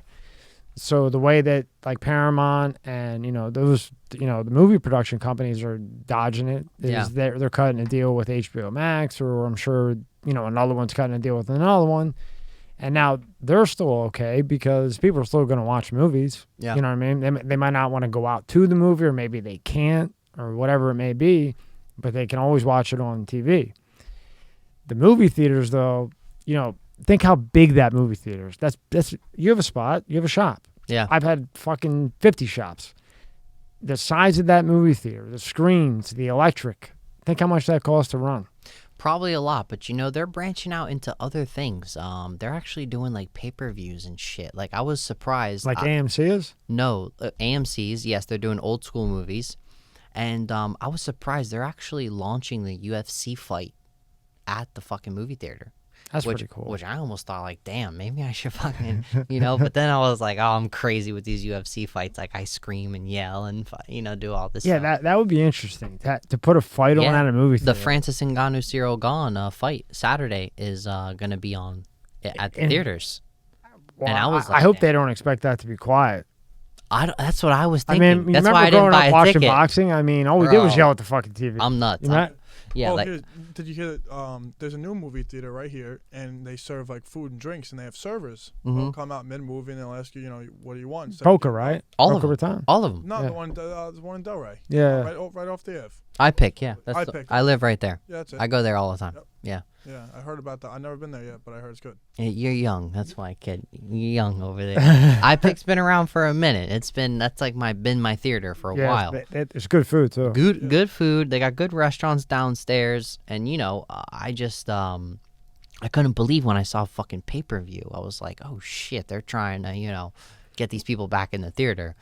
I'll shut down the whole fucking theater and I'll better leave because you're there. Yeah. My boy Ngannou's fighting on Saturday. I mean, please. Who are you picking? Dude, I can't ever go Ngannou. You know that man's story? No, I don't. He fucking escaped Cameroon, fucking, just to get away and, seeked asylum in France. And, he's like got some shit going on with his UFC contract. They're kind of like bashing him a little bit. What's the odds, Dude, the guy hits as hard as a fucking Ford Escort going 100 plus miles an hour. So what? I don't know who he's fighting. He's fighting Cyril Gane, which is one of the best heavyweights in the division. Probably the best fighter he's ever fought. And you think he's gonna beat him? I think so, man. Do you? But I mean, are the odds saying he's gonna beat him? I don't think the odds are out yet. They're not out yet. I don't think so. And it's when? Saturday? It's this Saturday. Fuck, they should. There should be at least. This will be the hardest odds they've ever done. Yeah. Because Cyril Gane moves like he's 185 fucking pounds, and he's 260, 6'4", 6'3", something like that. The dude bounces around the ring like John Jones did. And I mean, man, this guy's technical. He's good, but Francis Ngannou, if this man lands one punch on you, you are out. And I mean, he has knocked out 270-pound guys fucking flat on their face. Like, just no getting up. They're down for 20 minutes. Hospital, fucking stretchered out. Do you watch UFC? A little bit. I don't keep up with the guys. I can't get into it. Dude, this guy. I'm a boxing guy. Yeah, me too. I like boxing. I have a tough time getting into the UFC. I mean, look, I wouldn't fuck with any of them. Those boys you don't play with them, boy. These are the biggest guys that have almost ever hit the ring. These two guys, Cyril Gane and Francis. And with all the leg kicking and that's athleticness. So the fucked up thing for me was the leg kicks, bro. When they started breaking their fucking legs in half on the shins, that's when I was like, because I watched everything else, but when the legs start fucking going like rubber bands and shit after you break it, that's where I start getting queasy. Like, damn, bro. You gotta, like, at least make these guys wear shin pads or some shit, because that is a whole nother level of shit you can't recover You from. think that's bad? They've allowed knuckle boxing to come back out. Knuckle fighting. Yeah, bear fighting. Bobby Ches is part of running it. He was just in here. Oh, was he? Yeah. He fought at Holyfield, a bunch of people. Bare knuckle boxing, yeah. Yep. He's part of that. I can't believe they're allowing that. Shit's wild. It's crazy. You know Bobby Check? Yeah, I've heard of him. Yeah. Bare knuckles. It's nuts. And it's going to be on TV, pay-per-view, everything. I'll tell you a funny story. I'm a fanatic about UFC. So in my shop, I got music on one TV, I got UFC on the other. So this guy comes in with like a fucking wizard cape on, and he's like looking at the TV screen. And he looks like Brazilian a little bit, right? But he's got this weird fucking cape on. And I'm like, I can't figure this guy out. And he looks at me. He's like, this is not fighting. Wait, you mean like a cape? Like a Batman cape? Like a fucking Harry Potter cape, bro. He walks in your store with a cape on. I swear to God. This dude was wearing a cape, bro. And he looks at my TV screen. And he's like, this is not fighting. He's like, this is just nonsense. He's like, you know how much brain damage these guys get from this fucking sport? Talking about the UFC. Did you ask him why he's got a cape on? No. No, because I was hoping he'd buy something. I was like, yeah, he's buying a bunch of apes and shit. Fucking wear 2 capes. Fuck it, right? I don't give a fuck what you wear. So, it was very strange to me. He was just like almost so knowledgeable about it to the point where I was like, damn, maybe this guy like trains or some type of shit. Because he was, beefed up. He was like, older guy, but definitely in shape for an older guy. But he was a little different, And he even had like these, it was like a Chinese dragon cape almost. So I was like, he's probably like a fucking, like a monk maybe, That'd be cool. Yeah, Mongolian, something like that. And I was like, damn, that's right. And then when this guy Jake Paul comes out and he's talking about, dude, all these people have brain damage and all this shit from UFC and they don't get paid enough and yada, yada, yada. He's just trying to save his fucking dying Triller shit. Logan's the Disney guy, right? Logan Paul. Or they're both Disney. Dude, you're asking the wrong guy. He's a UFC. What do you mean I'm asking the wrong? Aren't they UFC? Or no, it's boxing. Well, I don't know. I'm confused with all these. They're like YouTuber.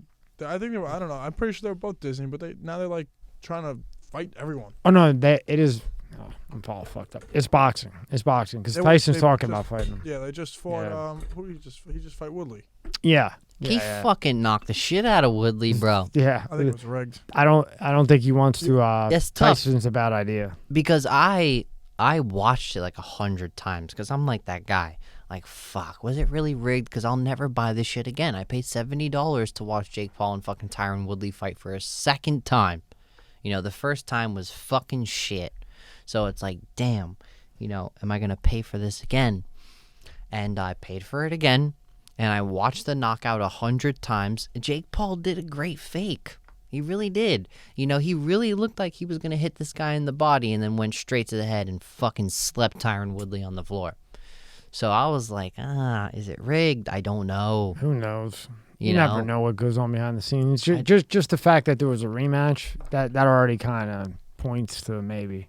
You know what I mean? But they had that agreement, like, whatever, get this shit tattooed on your fucking... He got the shit tattooed on his middle finger. That's why I was trying to tell you earlier that, like, this shit could be planned 14 steps ahead of what we actually see. Now, do you think... You're a Joe Rogan guy. Yeah. Let me ask you a question. Just look at the fucking studio. Yeah. You're a Joe Rogan guy, right? Yeah. Do you follow his Instagram? I glance at it. I just watch his show on the treadmill. Really? Yeah. Because his Instagram, he comes out with a lot of shit. No, I know he's huge with UFC. No, not UFC. Talking political shit. Oh. Yeah. Yeah, I believe me. I hear enough and see enough of that. I don't need any more of it. Okay, so you know where I come from. But Joe Rogan's one of the very few people I actually follow and care. So Joe Rogan posted this thing on his Instagram where this drone takes off 0 to fucking 80 miles an hour in a second, whatever it was. I can't remember it, right? And in his caption, it's like, this is what they're showing us now, right? However long ago they've had this, who the fuck knows? But they're showing us this now. Imagine what they haven't shown us yet. Right. It's this little fucking drone. You have to pull it up, Ben. Just go to Joe Rogan's Instagram, bro. Yeah, so pull up Vinny's Instagram and then just type in Joe Rogan. Yeah. Yep, right there. And then go to that there. There you go. Yep. Just type Joe Rogan in. Let me show you this shit, dude. While he's doing that, let me ask you this one last thing about UFC. Okay. What do you think about McGregor? Do you think he'll come back? I mean, he was walking around pretty early on that fucking leg. I mean, I'm sure he's got the best treatment on the planet, but do you think he'll come back the same way that he was? I think McGregor is one of the best strikers I've ever seen in that sport. For you to keep your composure like that as somebody striking at you and then find the way to counter with the left and the right and the kick, there's not many people that have stepped into the ring. But he broke his fucking leg. He fucking rolled his ankle, bro, and fucking split it. I mean, it rolled. You think we'll come back the same? That was not a break like you and I were just discussing, right? A break like you and I were discussing was like Anderson fucking Silva when he wrapped his leg around Chris Weidman. You know, see, I'm just going by one of the 30 different opinions. Or the one that I read was that it was the ankle, right? Yeah, not the leg. It was like the shin, maybe. Shin, like mid area, right? But then, like, you know, we were watching Chris. I was actually like drinking a lot and fucking whatever, and I saw Chris Weidman fighting Uriah Hall for his last fight. Dude, wrapped his fucking leg around this man's shin and then tried to put it back on it was a fucking rubber mallet. And bro, I was terrified by this. Did you see the fight when he broke his shin or whatever? I saw both of them. I just saw the clips. Those are the two worst breaks I've ever seen. Was Anderson Silva on Chris Weidman and then Chris Weidman on Uriah Hall.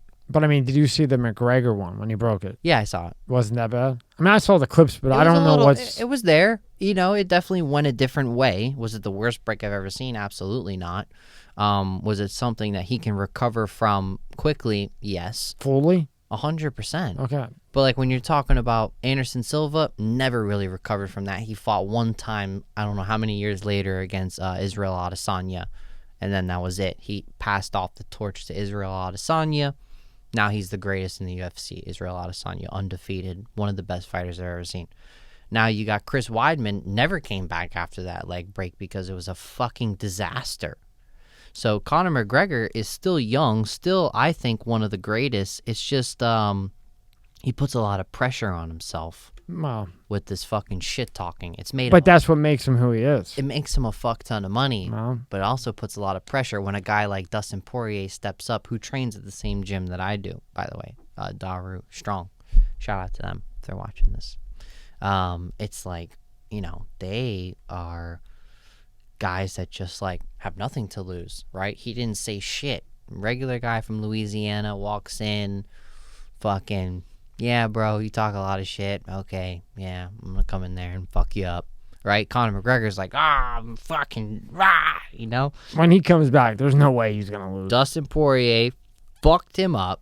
I mean, fucked him up. Before he even broke his leg, he was on the verge of getting knocked out like he did the second time. Did he beat him?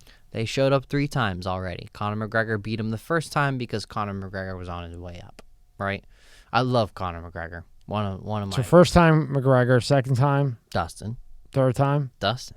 Wow. Yeah. I didn't know. Yeah. Okay, so what are we looking for here? All right, let's scroll down a little bit here. And then just tell Ben when to stop. Keep going. So keep scrolling just until he tells you to stop. Yeah, keep going. I'll show you what's up here.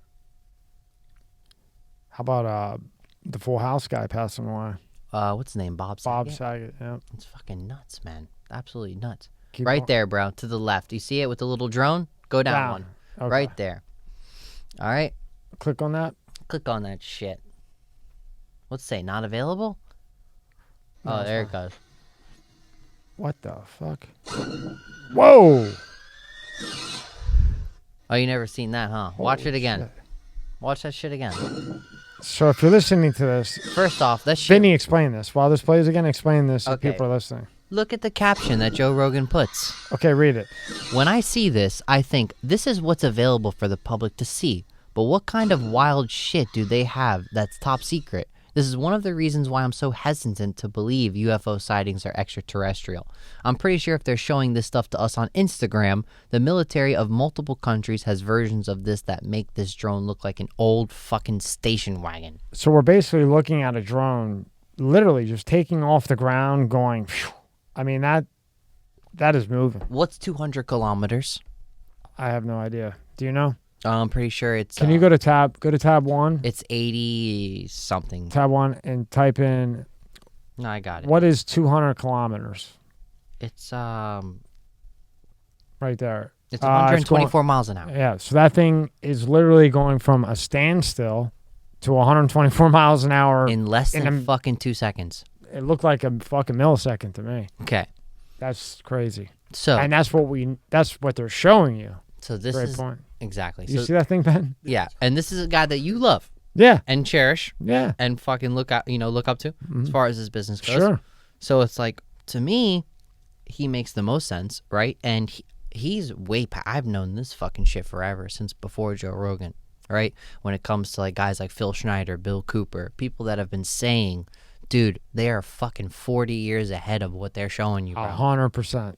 So how am I going to believe anything they say about fucking anything else? Yeah. Well, it's just like the iPhone. It's been the same the last 5 years. You don't think that they probably got the iPhone 20 sitting there? Let's look at It's probably a hologram. It looks like what I saw, like going deep, it's almost like a hologram. Do you remember the phone before the iPhone?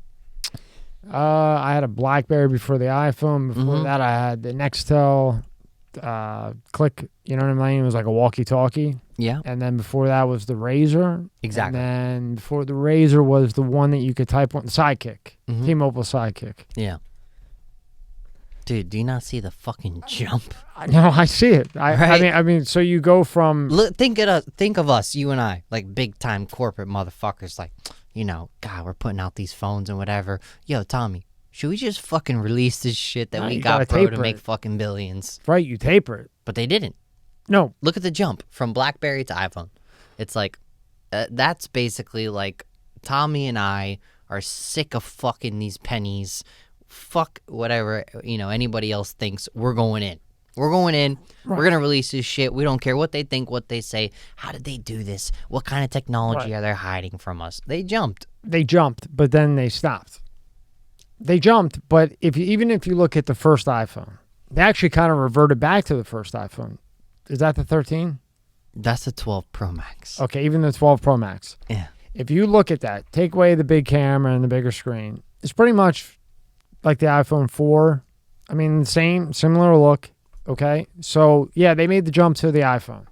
And then it's been the iPhone. Just bigger screen, thinner, thicker, whatever, but nothing real crazy different. Like, wow, different. The biggest wow was iPhone 6 when they made it thinner and finally made the screen. But you're not digging deep enough. The biggest wow is the fucking programming that comes inside this shit. The apps and everything else. They have the platform. Right, but the biggest wow is what they already have done 5 years ahead of this, but they're tapering it to make all they can on the way up. So as long as people keep buying the phone that looks exactly the same, that the internal's better, but looks the fucking same, they're going to keep putting it out that way until they really decline, and then they come with something, you know, thinner or whatever the fuck. Like, they can't get rid of that notch right now. Of course they can. They can. Of course they can. It's terrifying. Is that not fucking terrifying? I don't even give a fuck. But they can. You know, Samsung's gotten rid of it, but Apple seems to watch what Samsung does because they'll shoot the shit out right away. And then it seems to me like Apple lets them put out like the folding phone, and then that's recalled, and then 17 other recalls. And then Apple says, okay, you fucked up. So now we know what's wrong. So now when we come out, it doesn't fuck up. There's too much shit for me, man. Too much, bro. Too much for me to sit here and like politic and like, dude, this shit is fucking... It's crazy. You think Civil War's coming? No. See, I do. Civil War? If things don't change, I think so, yeah. 100%. Us against who? Us. Robots. AI. Those fucking robots are getting serious, no? Yeah. Yeah. The one I saw... Well, Elon showed one on his, like Tesla thing. Yeah. That could dance and shit. Having a full-blown fucking conversation. That fucker moved. No, it was just dancing. But I saw the best one I saw was one in China from 2019. And if it had the movement down, which I'm sure by now it does, 100%. That's terrible. Facial expressions, everything. And I said this before, and I'll say it one more time, and I'll let you get the fuck out of here. We'll pull up your shit again. But what's going to happen is they're going to come out with the robot, AI, that's building off of you and Ben and me every day now and everybody else that's on the internet, and it will have a conscience and emotions. And now you're the guy on the couch with the nut huggers on, with the blue and yellow stripe on your nut huggers, and you got your case of Budweiser there, and you haven't shaved in a week with a fat belly with hair on it. But now you open up the newspaper. Hey, get your robot, get your sale. Now you get a robot that looks like a fucking human, and she tells you how great you are, Vinny, and you're so sexy, and that hair on your belly is so attractive, and those nut huggers, wow, that shit staying in the back, that really makes you great. Well, right? listen, I don't need a fucking robot to tell me. And then the robot goes and gets him another 6-pack and, whatever it wants. Now man falls in love with robot. Okay? Come on. Now robot, oh, Vinny, you're not feeling good today? Let me go make you some tea. And it goes and makes some tea and gives you some tea. The fucking thing looks like a person. And it feeds off of your emotions. Yeah. That's what it's building right now in the data. That's why Elon Musk is so crazy about AI. It's like, why haven't we had an AI force? That's why he was on Rogan 3 times pushing about an AI force, but they're too worried about throwing trillions everywhere. But it's right in front of you. And if you don't think this is going to happen, you're nuts. Everything evolves. It doesn't matter if you believe in God, don't believe in God. Things evolve one way or another. And it's going to be AI, and it's going to be robots. And as I've said 100 times, we are immortal. We die. They don't. They multiply. Yeah. Didn't Biggie say that? I think so. But do you think these Hollywood movies are just like ideas out of nowhere? Or do you think that they got some fucking truth behind them? Like Born Identity and fucking Artificial Intelligence with Will Smith. You think this shit just comes out of nowhere, bro? No, it has to. Like the Matrix. Okay, there's no one when the first Matrix that ever came out. You see the first Matrix? No, I never saw it. Never saw it. Okay. So in the Matrix, there's like, just to make it very simple, they're at this table, and it's like you could put your hand through the computer, and they're just touching the screen like this all over the place to make drastic moves, like send missiles and shit everywhere. Okay. So it'd be like, instead of you looking at that computer, you hit a button, it pops up, and you're doing all kinds of shit like this. What Vinny's saying is, what do you think? They just thought of that? You know what I mean? Of course they didn't just think of that. Nobody could think of that. Well, Fuck no. What about The Simpsons and all their predictions? I mean, that is fucking crazy. To be honest, I don't know. But it's possible. The craziest one was the Trump one. What? Oh yeah, that was. Crazy. What was it? About how he's gonna run for president. Yeah. What do you mean? Of him coming down the fucking escalator. The Simpsons episode. said that? Yeah. You didn't see it? No, I didn't. Oh, bro. Oh, wow. You fucking bring it up, bro. I don't know if you can find it. It might be a cut. Ben, don't even bother. Never mind. Because it's probably on YouTube, and you can't play it on YouTube. No, there's Instagram fucking everywhere. Oh, it is. But just tell me about it. So, dude, I mean, like, it's fucking him and Melania coming down the escalators, fucking, a bunch of signs behind them, go Trump for president. And then literally it's the same fucking thing in real life 3 years later of this man, coming down the escalator with Melania, and the same guy drops the fucking sign just like he does in The Simpsons. It's the craziest shit I've ever seen, bro. Wait, so 3 months before Trump walked down the stairs? Not 3 months. I don't know how old this episode is. It was a while. It was definitely a while. Before it was... I think it was years. I think they said 3 years. I don't know. It might have even been longer. Possibly. So it was a while before this happened. And this was on The Simpsons? Yeah. Dude, there's a bunch of that's shit. a mind fuck there. And the 9/11 one, too. They had a 9/11 prediction, too. On The Simpsons? Yeah. Are you fucking serious? Yeah. There's a lot. South Park has a lot of fucking predictions, too, bro. Now, when you see that, what's your take on that? Because I never knew that. So You want me to go back? I just want you to tell me your opinion on those two things. Got you. Tell you my opinion. Deception. What do you think, Ben? It's the same thing, bro. Coincidence, but Oh. I don't know. You know what? It's such a difficult thing to answer. I mean, is it what Vinny's saying, deception, or is it a conspiracy? What is it? You can't pinpoint it and say it's a fact or a conspiracy. We don't know. We don't know. Dude, I think we do know. I think we're just like hiding the fact, like, they can't possibly do that. But 9/11, I mean, you're predicting some serious fucking shit on 9/11, bro. I'm not even going to 9/11 because I'll go. Yeah, fuck. Well, that would give us something for the next. The Simpsons and 9/11 will be the title of the next one. I'll fucking go, man. Pull up his website, Ben. iSnax.us.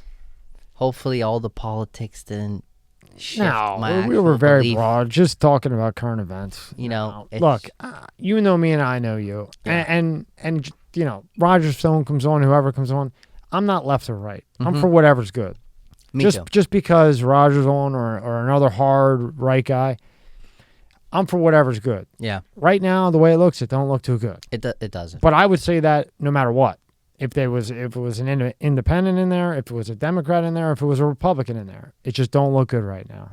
I just want everybody to live their life, the way they thought it was meant to be, and not following anybody or, being led by anybody else. I want everybody to be a leader in their own sense.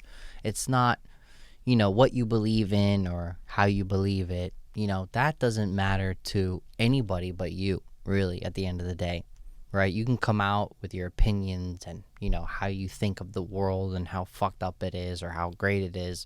No one really cares. I hate to say this to you, but you just stay in that dream. I have I mean, that's all you could do. Because if everybody was in that dream, it would almost kind of like shape reality, right? But it's a dream to think that that's ever going to happen. I just like... I hope it happens, and I hope I'm completely wrong. I just don't see it. I think we're too far gone. Everybody needs to just like focus on bettering themselves and their family and everybody around them and do right by everybody in the process on the way there. That's really it. And to me, that's just wishful thinking. But, hey, you can wish and hope. I have to fucking wish, bro. What am I going to sit here and say? I hope everybody is fucking monster. Yeah, you'll be walking around with that fucking bottle all day long, every day if you don't. Pretty much, yeah. Or both of them, one in each pocket. Yeah. All right, so let's hit the website. All right. Sell your website. Sell it, Vinny. I don't have to sell it. This is it, guys. Oh, you got it like that, huh? This is it, guys. This is, we are iSnax. We bring snacks from all over the world, all different countries, all different regions to you, for you to try, you to experience, without having to go to that country and see how they live and see what they taste and what they feel when they do. And it's a cool website. It's definitely eye-catching, and that's isnax.us. All that will be in the description, and anything else you want me to put in, I'll put in for you. Anything else, Vin? That's it, man. This is what we got. This is what we got for this one, huh? Thank you, bro. Anytime. Always. All the time. And I will see you soon. Thank you, Tommy Guns. Benny, thank you, my brother. Thank you. Best of luck with the store, man. Thank you. I'll definitely be in there soon. I might come in this weekend. Yeah, we got to go. We'll go. We'll all go this weekend and check it out. I got the best stuff in the world. He's got the best stuff in the planet. Yeah, that's right. Everything comes from everywhere. Yeah. I mean, you can actually say that technically. Maybe that should be your slogan. I got the best stuff on the planet. What does that say right there? Shop now for the best international snacks and drinks in the world. Close enough, and I've been staring at it for fucking 10 minutes now, and I didn't even notice it. Ben didn't either, so. Thanks. Actually, he probably did. Thanks. I was just trying to get Ben on my... Thanks, guys. All right, thank you. Thank you very much, Vinny. Thank you, Ben. Thank you, guys. All right. Prezzies in my pocket, boy, cause I don't ever hesitate. OG Kush, ease my mind, put me in a better state. Mike Tyson in my whip, boy, I'm moving heavyweight. Brand new 88, off the lot, I don't registrate. Still hanging on to your past, girl, can't let it go. Scared, still searching, can't find nothing better, though. Take it to another level, girl, I can bet it, though. Hair blowing in the wind, drop topping in Mexico. Gotta be first, ain't no such thing as a second grade. Gotta hustle hard, stay on point, gotta shake and bake. Lay my competition down, girl, they don't resuscitate. Making sure my legacy live on and I'm forever great. Hold up.